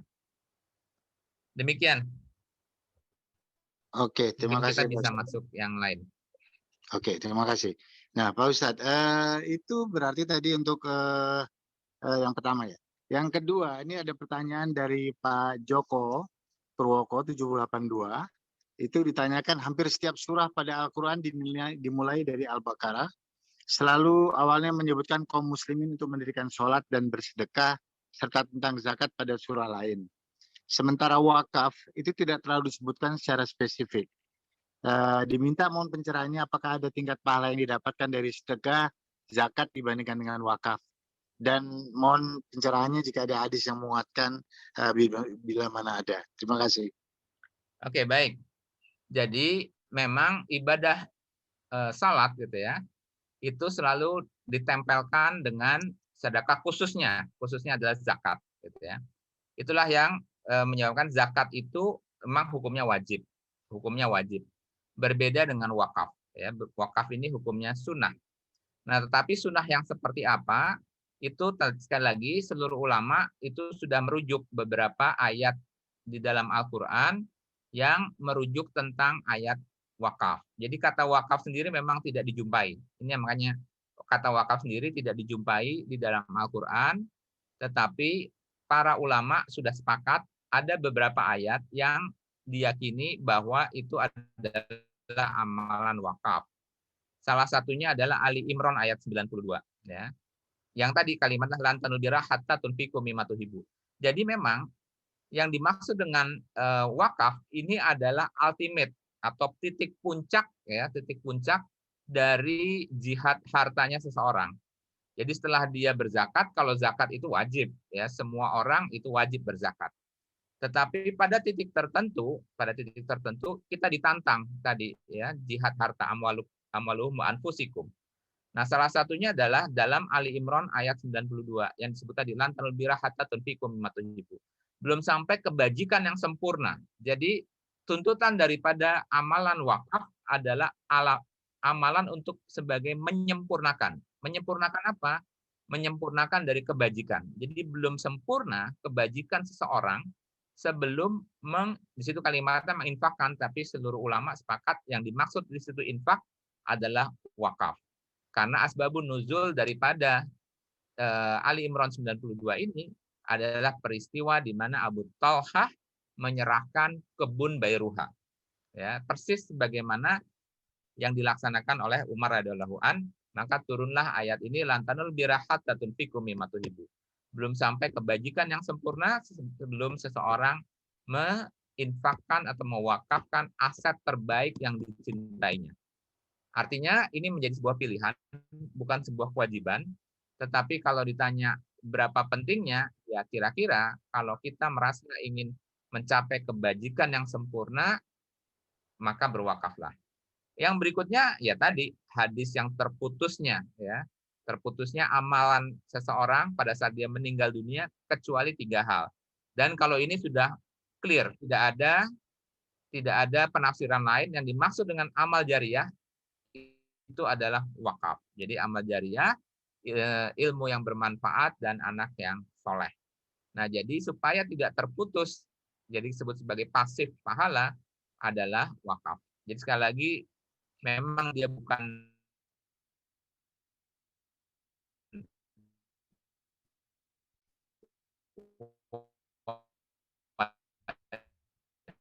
Pak Ustadz freeze. wajib, tetapi kalau ditanya pentingnya, ya ini mohon maaf nih, memang sinyalnya lagi on off nih.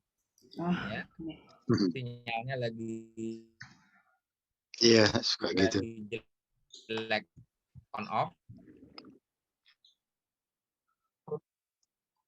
Jadi intinya adalah tadi ya, wakaf itu adalah amal. Jadi nggak mungkin orang yang masih bertanya-tanya berapa ngitung zakat, masih mempertanyakan apakah kalau rumahnya 2 zakatnya seperti apa gitu ya. Nah, ini juga mungkin kita kadang-kadang suka bertanya-tanya nih, berapa banyak menghitung zakat pada saat jumlahnya sudah ketahuan, kita masih mencari-cari gimana caranya supaya zakat tersebut lebih rendah dan seterusnya. Nah, wakaf ini di atasnya itu, ya. Artinya kalau sudah selesai dengan yang wajib, maka insya Allah kita bisa masuk ke dalam amalan sunnah. Baik, kalau alam disawab. Ya. Selanjutnya masih ada lagi pertanyaan yang berkaitan sama pertanyaan pertama. Kita masih ada waktu Pak Ustadz ya? Masih. Oke. Tadi ditanyakan mengenai wakaf-wakaf yang ada wakaf tunai. Nah, pada saat ini kan juga memang ada itu di bentuk wakaf yang di badan wakaf itu. Nah, sekarang untuk penanganan atau penggunaan daripada wakaf itu kan juga tentunya kan ada yang berhak siapa untuk menggunakan atau menetapkan wakaf-wakaf itu supaya bisa dipakai, ya Pak ya. Nah, terus kemudian di sini pertanyaannya itu ada suara-suara ya. Jadi ada pertanyaan, kalau misalnya wakaf itu terus dipakai untuk misalnya infrastruktur jalan tol, terus jalan tolnya misalnya dijual, itu apakah masih diperbolehkan kalau yang berasal dari penggunaan wakaf tadi, Pak? Baik. Nah, ini juga sekaligus tadi ya. Dari kita Pak harus Herman lihat. sini. Ya, baik. Kita harus lihat akad wakafnya apakah itu wakaf uang ataukah wakaf jalan tol. Ini beda loh. Uang, Pak. Uang, wakaf uang, Pak Ustadz. Ya. Kalau wakaf, maka aset uangnya adalah uangnya. Ya, jadi yang harus dijaga keutuhannya adalah uangnya. Jadi misalkan seperti ini, ya. Contohnya adalah kita berwakaf uang, kumpulkan wakaf nilainya misalkan 10 miliar. Nah, maka aset wakaf ini baru akan keluar manfaatnya apabila diputar, diinvestasikan. Karena uang 10 miliar kalau tidak diinvestasikan atau tidak diputar, maka manfaatnya tidak bisa keluar. Nah, sementara uangnya harus dijaga nilainya. Jadi kalau dijaga ya dimasukin toples saja, tetapi dampaknya tidak ada manfaat yang bisa dihasilkan. Oleh karenanya harus diinvestasikan. Misalkan nazir ini adalah mereka yang memiliki pengalaman di bidang properti. Jadi uang 10 miliar ini kemudian dipakailah untuk membangun townhouse misalkan. Nah, kemudian dari townhouse tersebut, pertanyaannya adalah apakah townhouse-nya aset wakaf? Tidak. Aset wakafnya adalah modalnya untuk menjalankan bisnis townhouse tadi. Nah, sehingga justru dengan menjual townhouse ini, dia mendapatkan gain. Modalnya bisa kembali dan mendapatkan keuntungan. Keuntungan inilah yang kemudian diberikan kepada makuf alaih, sementara uang modalnya kembali lagi. Tinggal si nazirnya akan berpikir lagi, apakah akan putaran berikutnya, apakah akan masuk ke properti lagi atau dia memilih yang lain. Oh, properti lagi lesu, ya udah untuk sementara simpan saja dulu di deposito. Maka margin bagi hasil depositonya untuk makuf alaih dan uang depositonya itu bisa dipakai lagi nanti buat yang lain. Jadi yang dijaga itu adalah uangnya. Itu yang dimaksud dengan wakaf uang. Tetapi kalau misalkan kita berhimpun, ayo kita sepakat yuk untuk membangun, kumpulkan uang untuk membuat jembatan. Pada saat uang itu sudah terkumpul dan jembatan sudah terbangun, maka aset wakafnya itu pada dasarnya jembatan, bukan uang. Karena dari awal kita kumpulkan uang untuk membangun jembatan. Nah, jadi tadi konsepnya, kita kumpulkan uang untuk jalan tol. Apabila konsep ikrarnya seperti itu, maka jalan tolnya tidak boleh dijual, karena jalan tolnya itu adalah aset wakaf. Tetapi kalau kita kumpulkan uang ya untuk membiayai apa? Untuk membiayai apa saja, investasi apa saja, yang penting bagi hasilnya itu buat makuf alaih dan modalnya ini bisa terus kita jaga. Maka pada saat jalan tol itu dijual dan menyebabkan ada imbal hasilnya dan uangnya kembali gitu ya, pokoknya terlindungi, maka silakan saja karena aset wakafnya bukan jalan tolnya, tetapi uangnya itu sendiri. Nah, dengan demikian, memang untuk nazir-nazir tertentu nggak boleh itu sembarangan menjadi nazir wakaf uang. Undang-undang itu sangat ketat untuk tidak semua nazir boleh mengelola aset wakaf uang. harus terdaftar di BWI. Tapi kalau aset yang lain ya silakan karena relatif bisa dipantau tetap dan seterusnya. Demikian, jadi kembalikan lagi ke ikrarnya, ya, ke ikrar wakafnya, aset wakafnya itu apa. Demikian. Jadi kalau ditanya apakah jalan tol boleh, boleh gitu. Kalau pemanfaatannya sejak zaman Rasulullah bahkan tadi ya bisa pernah digunakan untuk membangun angkatan bersenjata dan seterusnya. Nah, ada tambahan lagi di dalam pertanyaannya itu tadi ditanyakan kalau misalnya untuk membiayai suatu infrastruktur, kemudian dari dana wakaf itu ternyata nggak bisa dikembangkan, jadi mungkin di tengah-tengah jalan proyeknya gagal, terus dinyatakan hilang atau rugi, itu adakah hukum-hukum yang mengatur yang mungkin bisa memberikan sanksi-sanksi tertentu kepada nazirnya atau pada siapa dipertanyakannya gitu Pak Ustadz? Baik, yang pertama adalah pada nazirnya. Artinya nazir itu harus benar-benar cakap, ya, benar-benar cakap, tidak ada fraud. Cakap itu dalam artian memiliki kompetensi untuk bisa melaksanakan transaksi-transaksi dimaksud. Jadi gini, ya, pada dasarnya untung dan rugi, ya, namanya dalam bisnis tidak ada jaminan, ya, bahwa Allah itu menjamin kalau dia sudah melaksanakannya secara syariah sudah pasti untung, tidak ada. Bahkan di dalam surat Al-Fajr ayat 15 sampai 22 kalau kita buka lagi, Allah mengatakan bahwa Allah tidak sedang memuliakan kamu pada saat rezekimu kamu saya limpahkan gitu, kasih banyak, dan Allah tidak sedang menghinakan kamu kalau rezekinya Allah sedikitkan. Artinya untung dan rugi itu menjadi hak prerogatifnya Allah.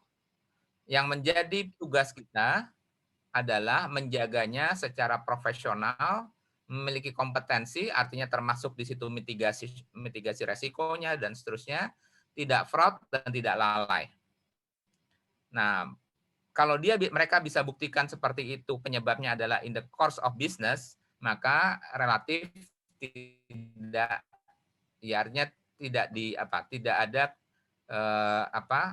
ada tuntutan ya dalam konteks fikihnya, kesyariahannya. Nah, tinggal mereka buktikan di administrasinya, ya, di pengadilan misalkan administrasi niaganya dan seterusnya. Ada nggak memang ketidakkompetenan atau kelalaian atau kecerobohan atau fraud? Nah, jadi istilahnya wakaf ya, kalau kita bicara wakaf produktif, ini hampir sama analoginya adalah pada saat orang tua mengantarkan anaknya yang masih kecil untuk masuk sekolah pertama kali. Ini kalimatnya coba dianalogikan seperti ini.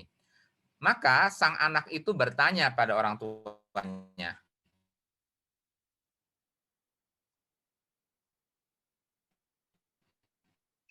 Waduh, putus lagi nih Pak Ustadz.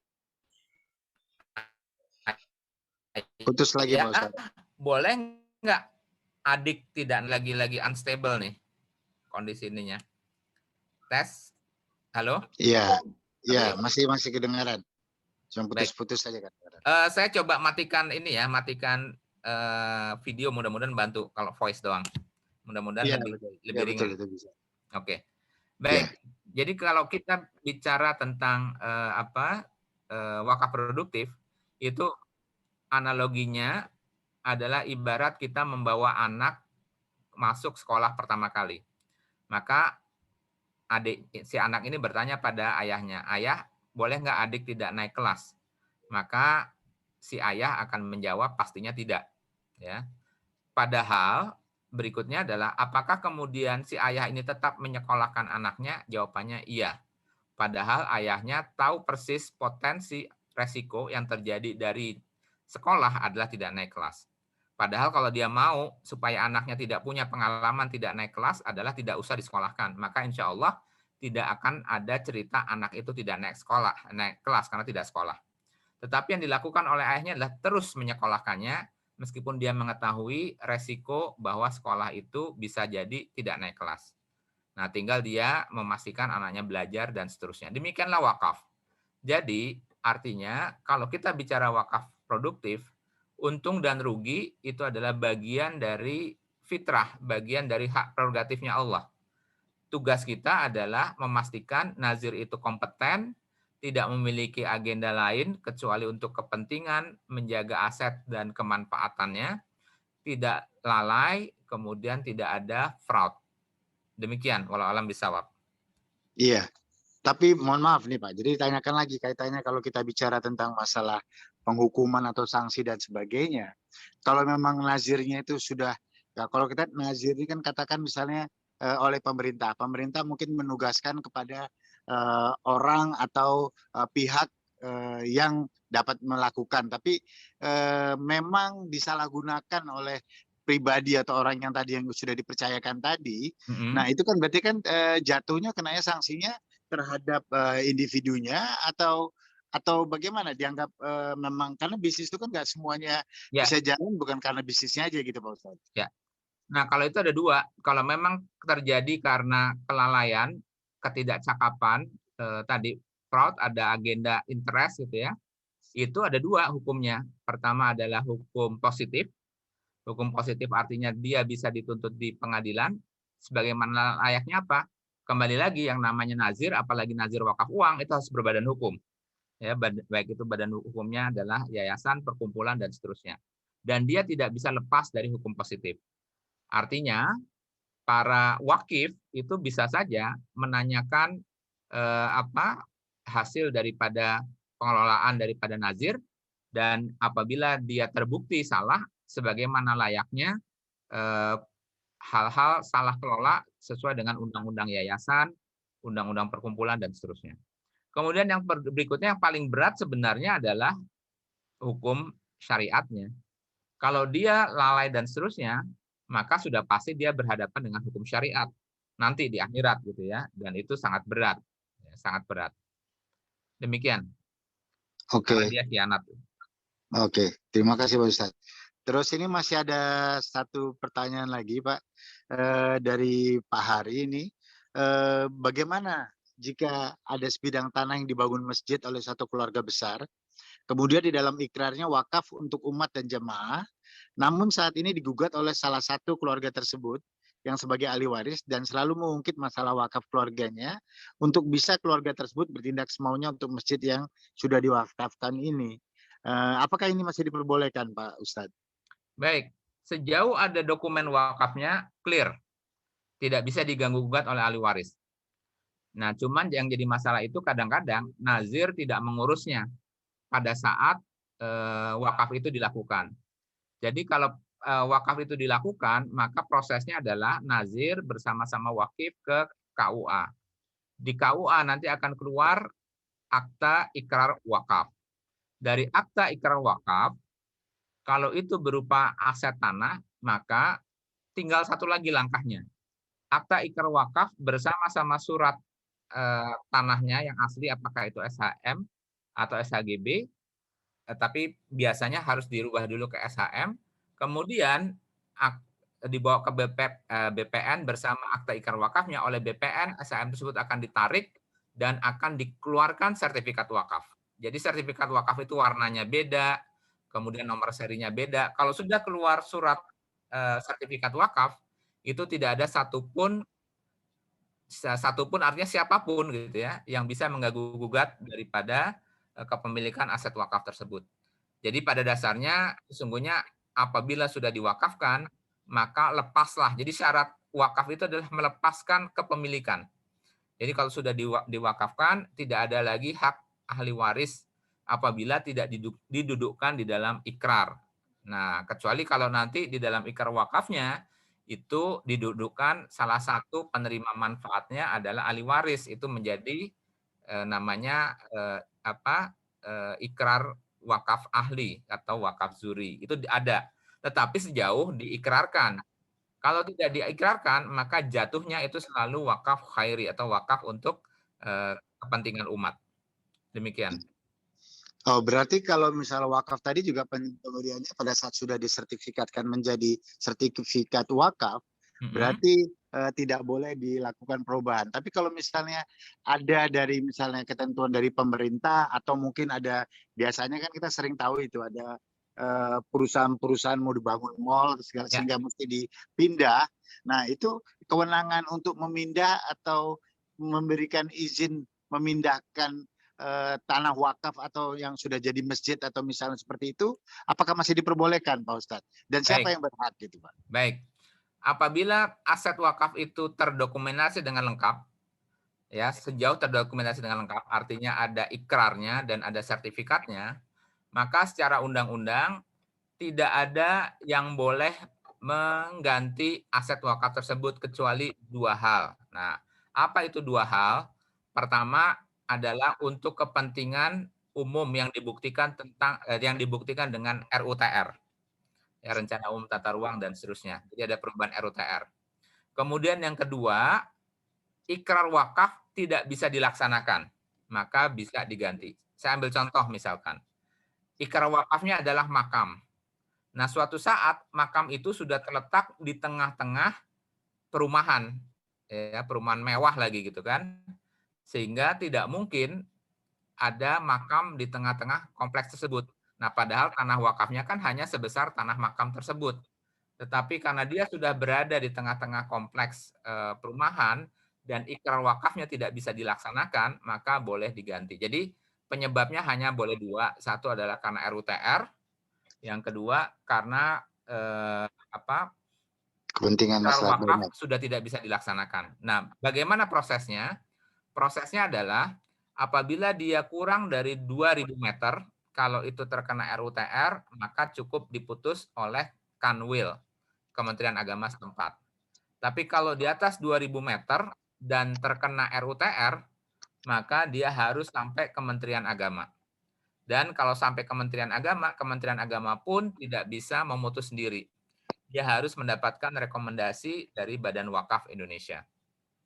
Tetapi kalau tidak kena RUTR, 1.000 meter pun harus sampai ke menteri. Di bawah 1.000 meter baru Kanwil Kementerian Agama setempat. Nah, di atas 1.000 meter harus sampai Kementerian Agama yang mendapatkan rekomendasi dari Badan Wakaf Indonesia. Baik, sekarang apa dasar Badan Wakaf Indonesia mengeluarkan rekomendasi? Pertama, harus ada aset penggantinya. Misalnya tadi karena RUTR atau karena ikrar wakaf tidak bisa dilaksanakan. Maka harus ada aset wakaf pengganti yang disediakan oleh ya siapa tadi? Misalnya kalau RUTR oleh negara, berarti negara harus mengganti aset wakafnya. Misalkan tadi ada di tengah-tengah perumahan yang tadinya makam, tapi makam itu sekarang berada di kompleks perumahan elit yang tidak mungkin orang membawa jenazah ke situ. Nah, maka dia harus diganti oleh siapa? Ya oleh pengembangnya. Nah, kemudian BWI akan hadir untuk memastikan proses penggantiannya. Apa dasar BWI mengeluarkan rekomendasi? Itu ada dua. Pertama adalah asas manfaat, yang kedua adalah asas nilai. Apa itu asas manfaat? Kalau di atasnya sudah ada bangunan yang baik itu masjid, madrasah, musola, atau makam, maka aset penggantinya harus sudah mencakup manfaatnya juga, yang pastinya tidak boleh lebih rendah. Jadi kalau di atasnya ada masjid yang isinya bisa 500 jemaah, maka penggantinya masjid yang minimal 500 jemaah juga atau lebih besar. Yang kedua adalah asas nilai. Nah, kalau asas nilai ini kita bicara per meter persegi. Makanya biasanya untuk penggantian ini BWI akan memanfaatkan appraisal independen, jasa KJPP. Maka harus keluar nilai taksiran daripada aset pengganti ini tidak boleh lebih rendah daripada harga tanah yang tadi dikeluarkan. Demikian, jadi sekali lagi pada dasarnya tidak boleh kecuali hanya dua hal, ikrar wakaf tidak bisa dilaksanakan atau terkena RUTR. Jadi sekali lagi, aset wakaf kalau sudah dokumentasinya lengkap, maka yang akan menjaganya adalah BWI, bahkan sampai dengan Kementerian Agama dan BWI. Ini nggak gampang. Siapapun kalau sudah dokumentasi lengkap. Tapi yang biasanya terjadi sengketa atau ada ribut-ribut serius, itu biasanya asetnya apa?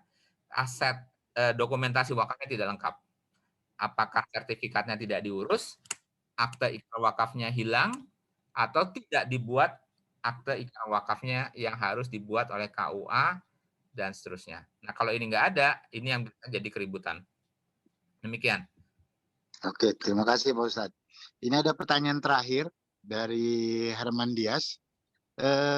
Dia menanyakan, bank wakaf nanti kalau sudah ada boleh diinvestasikan ke saham di pasar saham. Tadi kan Pak Ustadz jelaskan bahwasanya kalau yang wakaf uang itu kan harus bisa dinilainya diproduksi menjadi produktif dan ini diinvestasikan ke dia di pasar saham.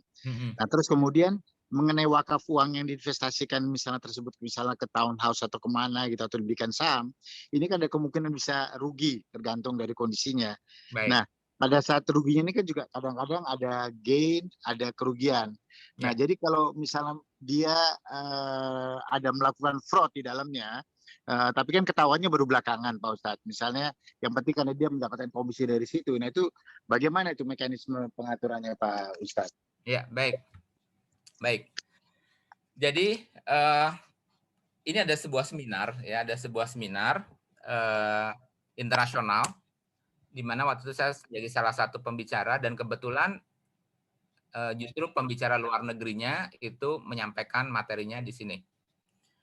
Nah, pertanyaan yang sama adalah pada saat itu kita bicara tentang wakaf produktif, kemudian ada dari floor mempertanyakan bagaimana kalau terjadi kerugian dan seterusnya. Nah, yang menjadi menarik itu adalah para pembicara luar negeri itu berasal dari Afrika Selatan, Selandia Baru, kemudian dari Bosnia, gitu ya. Dia bahkan menyampaikan sesungguhnya pertanyaan ini sudah tidak kami jumpai lagi di negara-negara kami. Jadi pada saat kami presentasi dengan wakaf produktif, maka masyarakat itu umumnya bertanya tentang kompetensi kami dan risk mitigation system yang kami miliki. Jadi bukan ditanyanya kalau untung atau kalau rugi. Jadi yang ditanya adalah, misalkan kami menawarkan, kami sekarang Nazir, yang saat ini tengah mengelola, contohnya kalau New Zealand itu jelas mengelola peternakan biri-biri waktu itu. Maka biasanya yang ditanyakan kepada kami adalah berapa tahun kami berpengalaman di situ. Kemudian kami memiliki atau sumber daya, berapa banyak insinyur pertanian yang kami miliki, insinyur peternakan yang kami miliki, dan seterusnya, serta mitigation risk yang kami miliki. Sudah selesai seperti itu. Karena umumnya mereka sudah paham bahwa yang namanya bisnis itu ada up and down, gitu ya. Dan mereka tidak menanyakan itu, tapi yang ditanyakan adalah kompetensi base dan risk mitigation system. Sama seperti cerita kalau kita misalkan itu kalau peternakan. Misalkan saya adalah seorang pengelola manajemen bank di mana modal kami berasal dari wakaf. Nah, maka orang itu akan bertanya ya, berapa pengalaman saya sebagai seorang banker, sertifikasi apa yang sudah dimiliki, apakah sudah memiliki cut off system dan seterusnya. Artinya kalau semuanya sudah dijalankan, itu kalau ada kerugian, mungkin terjadi kerugian, tetapi ada cut off sistemnya. Ya, ada bottom-nya yang bisa dia selama itu proses cut off-nya berjalan, misalkan anggaplah kalau saham, pasti setiap manajer investasi memiliki harusnya manajer investasi profesional itu sudah memiliki cut loss system, mau dipasang di berapa? 5%, 10% loss dan seterusnya. Tetapi ada kejadian misalkan dia melampaui cut loss system, ya harusnya by system itu mitigation risk-nya hanya mentolerir kerugian up to 10%. Tetapi setelah diaudit ternyata kerugiannya melampaui 10%. Berarti ada pelanggaran, ya. Nah, disitulah letak daripada kesalahan nazir. Dia bisa dipidanakan dalam hal itu. Nah, tetapi kalau di dalam prosesnya sesuai dengan SOP yang disepakati, ya namanya nazir, harus ada pengawas dan seterusnya, dia rugi 5% atau 7% dari sebuah risk mitigation system yang membolehkan dia loss up to 10%, ya harusnya selesai. Ya, artinya itu adalah kerugian biasa yang suatu saat nanti mungkin akan up lagi, akan gain lagi. Tetapi kalau sudah lewat 10%, dia harus cut, gitu ya. Sehingga maksimal kerugiannya 10%. Dan berikutnya, apabila terjadi keuntungan, dia harus bikin cadangan. Artinya kalau mekanisme itu terjadi, seperti biasa. Jadi kalau ditanya, apa sih sebenarnya gambaran daripada wakaf uang? Jadi kita bukan wakaf nilai uang, anggaplah wakaf uang, real, nazir wakaf uang. nazir wakaf uang itu sebenarnya adalah bank. Jadi kalau ditanya, justru pada saat periode-periode kejayaan Islam, sebelum lahirnya bank, maka proses simpan meminjam, ya, proses financing dan seterusnya dilakukan oleh lembaga-lembaga wakaf ini, sebagaimana terjadi pada periode era bursa dan seterusnya yang terjadi di Turki. Dan kelembagaan wakaf ini dalam sejarahnya itu memang akhirnya dirusaknya pun juga karena tadi person gitu ya, di mana sudah ada interest pribadi, tidak berjalan dengan baik gitu ya. Dan berikutnya juga dikotomi oleh musuh-musuh Islam yang membuat bahwa konsep wakaf ini menjadi tidak fleksibel dan berikutnya menjadi tidak menarik dan dikalahkan dengan konsep riba dan lahirnya bank-bank konvensional. Jadi kalau ditanya, justru pada saat belum adanya terjadinya bank, umat Islam itu melaksanakan proses financing dan seterusnya itu melalui kelembagaan wakaf. Nah, jadi ya tadi gitu ya, ya sebagaimana layaknya bank-bank itu harusnya ada risk mitigation system dan seterusnya. Demikian. Oke, terima kasih Pak Ustadz. Menarik sekali. Nah, ini ada pertanyaan yang kelewat sama mungkin barusan dengan statementnya Pak Ustadz tadi berkaitan dengan penempatan dari dana wakaf ini tadi. Yang pertama, ini ada pertanyaan dari peserta. Kalau tidak pernah zakat tapi langsung wakaf bagaimana? Itu yang mungkin gampang dijawabnya lebih cepat. Terus yang kedua mungkin berkaitan dengan statement ini tambahan nih Pak ya. Dari Pak Ustadz tadi kan mengatakan bahwasanya seharusnya wakaf ini kan ditempatkan di bank dan sebaiknya kan kalau kita lihat sekarang ini yang paling tepat karena wakaf ini kan berkaitan banyak dengan umat Islam. Jadi berarti kan kalau masalah banknya ini juga yang memegang adalah bank syariah bagusnya karena kalau kita lihat ini kan juga ada ide yang dari pemerintah sekarang yang membentukkan pengumpulan dana wakaf itu kan. Nah, jadi artinya bagaimana pendapat Pak Ustadz? Harusnya kan ini dari pemerintah atau melalui OJK atau bagaimana? Itu kan harusnya memberikan suatu ketentuan peraturan di dalam ekosistemnya perbankan sendiri supaya paling enggak dana-dana wakaf ini diberikan suatu peraturan harus ditempatkan di dalam yang uang Pak ya itu ditempatkan di dalam bank syariah. Nah, kemudian pengelolaannya untuk kepentingan maslahat umat Islam juga tentunya yang diharapkan itu bisa dilakukan oleh bank syariah yang dimaksud. Kita kan lihat sekarang ini kan bank syariah sudah dikumpulkan yang gede itu yang 4 bank kemarin menjadi bank syariah Indonesia. Nah, ini kan juga harusnya bisa dimanfaatkan untuk mengelola dana-dana wakaf ini supaya benar-benar kepentingan maslahat buat banyak umat muslim gitu Pak Ustadz. Demikian. Oke, baik. Jadi langsung saja. Untuk yang pertama, kalau tidak pernah zakat tapi langsung wakaf gimana? Ya tadi itu kayak ibarat orang pakai jas dan dasi tapi nggak pakai celana gitu. Dia langsung ke ultimate-nya, tapi yang wajibnya tidak dikerjakan. Jadi nggak masuk itunya. Yang jadi sekali lagi wakaf itu adalah sunnah dan sebagai penutup, sebagai ultimate daripada ibadah sedekah. Jadi tadi sedekah kan ada yang sedekah wajib, ada sedekah yang sunnah. Sedekah yang wajib namanya zakat, sedekah yang sunnah puncaknya adalah wakaf. Nah, baik. Kemudian yang kedua, tadi mengenai wakaf uang, memang di dalam undang-undang, wakaf uang itu saat ini wajib ditempatkan di perbankan syariah. Dan apabila tidak ditempatkan di perbankan syariah, nazir masih boleh gitu ya, sejauh ada jaminan terhadap kelanggengan daripada pokok modalnya. Jadi boleh nggak dipakai tadi buat direct investasi misalkan bikin restoran atau apa? Ya secara undang-undang sih boleh saja, tetapi undang-undang itu ada bunyi kalimatnya harus ada pihak yang menjamin ya daripada pelestarian uang tersebut. Nah, ini yang menjadi agak sulit sebenarnya. Jadi sebenarnya room yang terbuka memang hanya bank. Tapi ke depan ini pun juga kemungkinan akan dirubah. Kalau di negara-negara lain itu kalimatnya adalah tadi tergantung dari kecakapan, kompetensi dan kemampuan daripada nazir untuk mengelola resiko. Jadi sudah diserahkan kepada profesionalisme nazir. Tapi di Indonesia karena wakaf ini baru berkembang belakangan, undang-undangnya pun juga lebih hati-hati. Jadi wakaf uang itu hanya boleh ditempatkan di instrumen perbankan syariah atau di tempat lain yang ada jaminannya.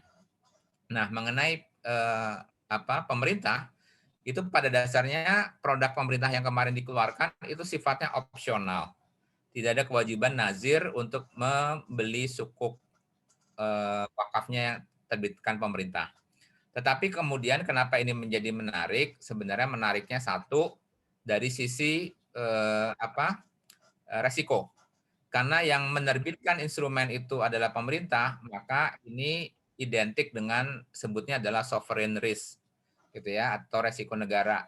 Resiko negara itu ibaratnya kalau di dalam investasi keuangan itu hampir nol apabila denominasinya adalah denominasi mata uang negara tersebut.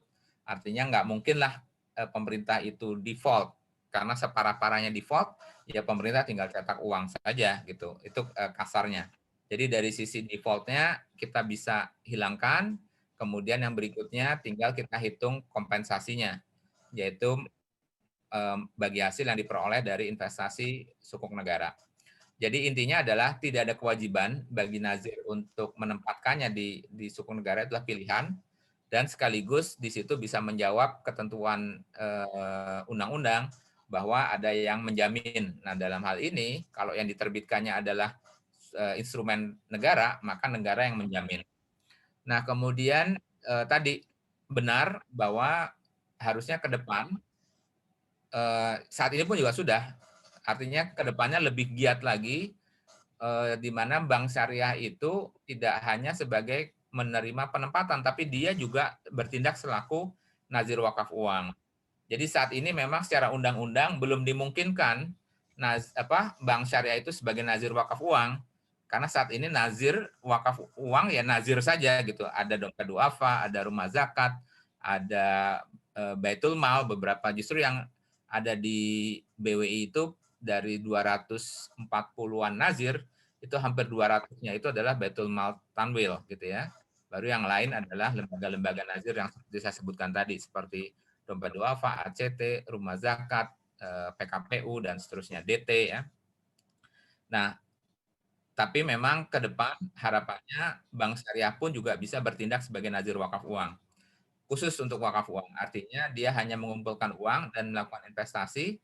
Nah, tinggal ikrarnya saja kita jaga gitu ya, supaya uang-uang itu nanti dipakainya hanya untuk membiayai proyek-proyek yang memiliki orientasi keumatan. Karena kalau tidak, nantinya uang wakafnya itu juga akhirnya yang pakai ya dia lagi gitu ya, yang memiliki proyek-proyek yang tidak memiliki orientasi kepada umat. Jadi memang PR wakaf masih panjang, karena kita harus akui perwakafan di Indonesia ini baru ramai belakangan, ya, baru ramai belakangan setelah tidur ratusan tahun, dan kita ketinggalan dibanding negara-negara seperti Malaysia, Turki, dan seterusnya.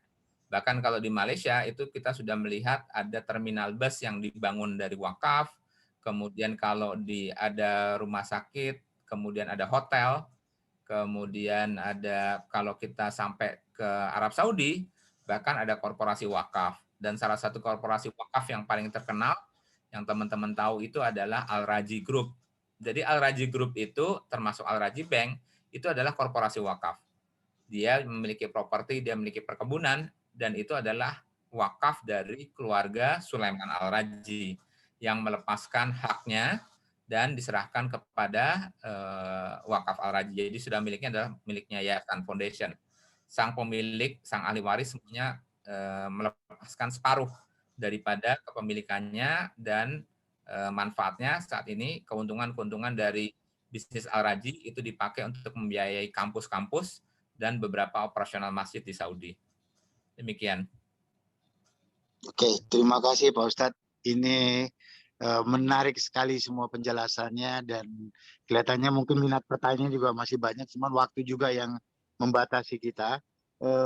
Apakah dimungkinkan, kalau misalnya enggak ya berarti kita harus menyudahi, tapi kita mungkin bisa melihat hasil-hasil tersebut. Kalau kita lihat daripada pengembangan wakaf ini bisa disalurkan kalau misalnya melalui perbankan syariah di kita tadi, ini juga akan membuka ekosistem baru buat keuangan kita, di mana bisa semacam venture capital syariah, sehingga dapat membiayai startup-startup atau mungkin ada usaha-usaha dari muslim-muslim yang dapat meningkatkan maslahat bagi kepentingan umat, bangsa, dan negara juga. Ya, Tapi betul, mungkin betul. karena waktu juga mungkin nggak bisa dijawab pada saat ini juga. Mungkin next time, mungkin kalau misalnya ada kesempatan bisa Insya Allah. kita bahas lebih lanjut. Mungkin demikian. Halo? Afwan, Ustaz. Bagaimana, nggak kedengeran, Pak? Satu lagi pertanyaan boleh ya, Pak Imam? Boleh, silakan. Ya, Mas Dodi, punten ya. Ya, silakan Pak. Nah, Ustadz, memungkinkan nggak kita ini kan di SMA 70 ada ribuan alumni, Ustadz. Kalau kita menciptakan atau membuat sebagai suatu lembaga wakaf atau baitul mal dengan dana yang memang kita himpun dari teman-teman alumni, kira-kira memungkinkan, Ustadz? Syukran, Ustadz. Selamat. Oke, baik, sangat mungkin dan itu gagasan yang menarik. Artinya tinggal kita bentuk saja yayasannya atau bahkan start dengan nazir perorangan pun boleh.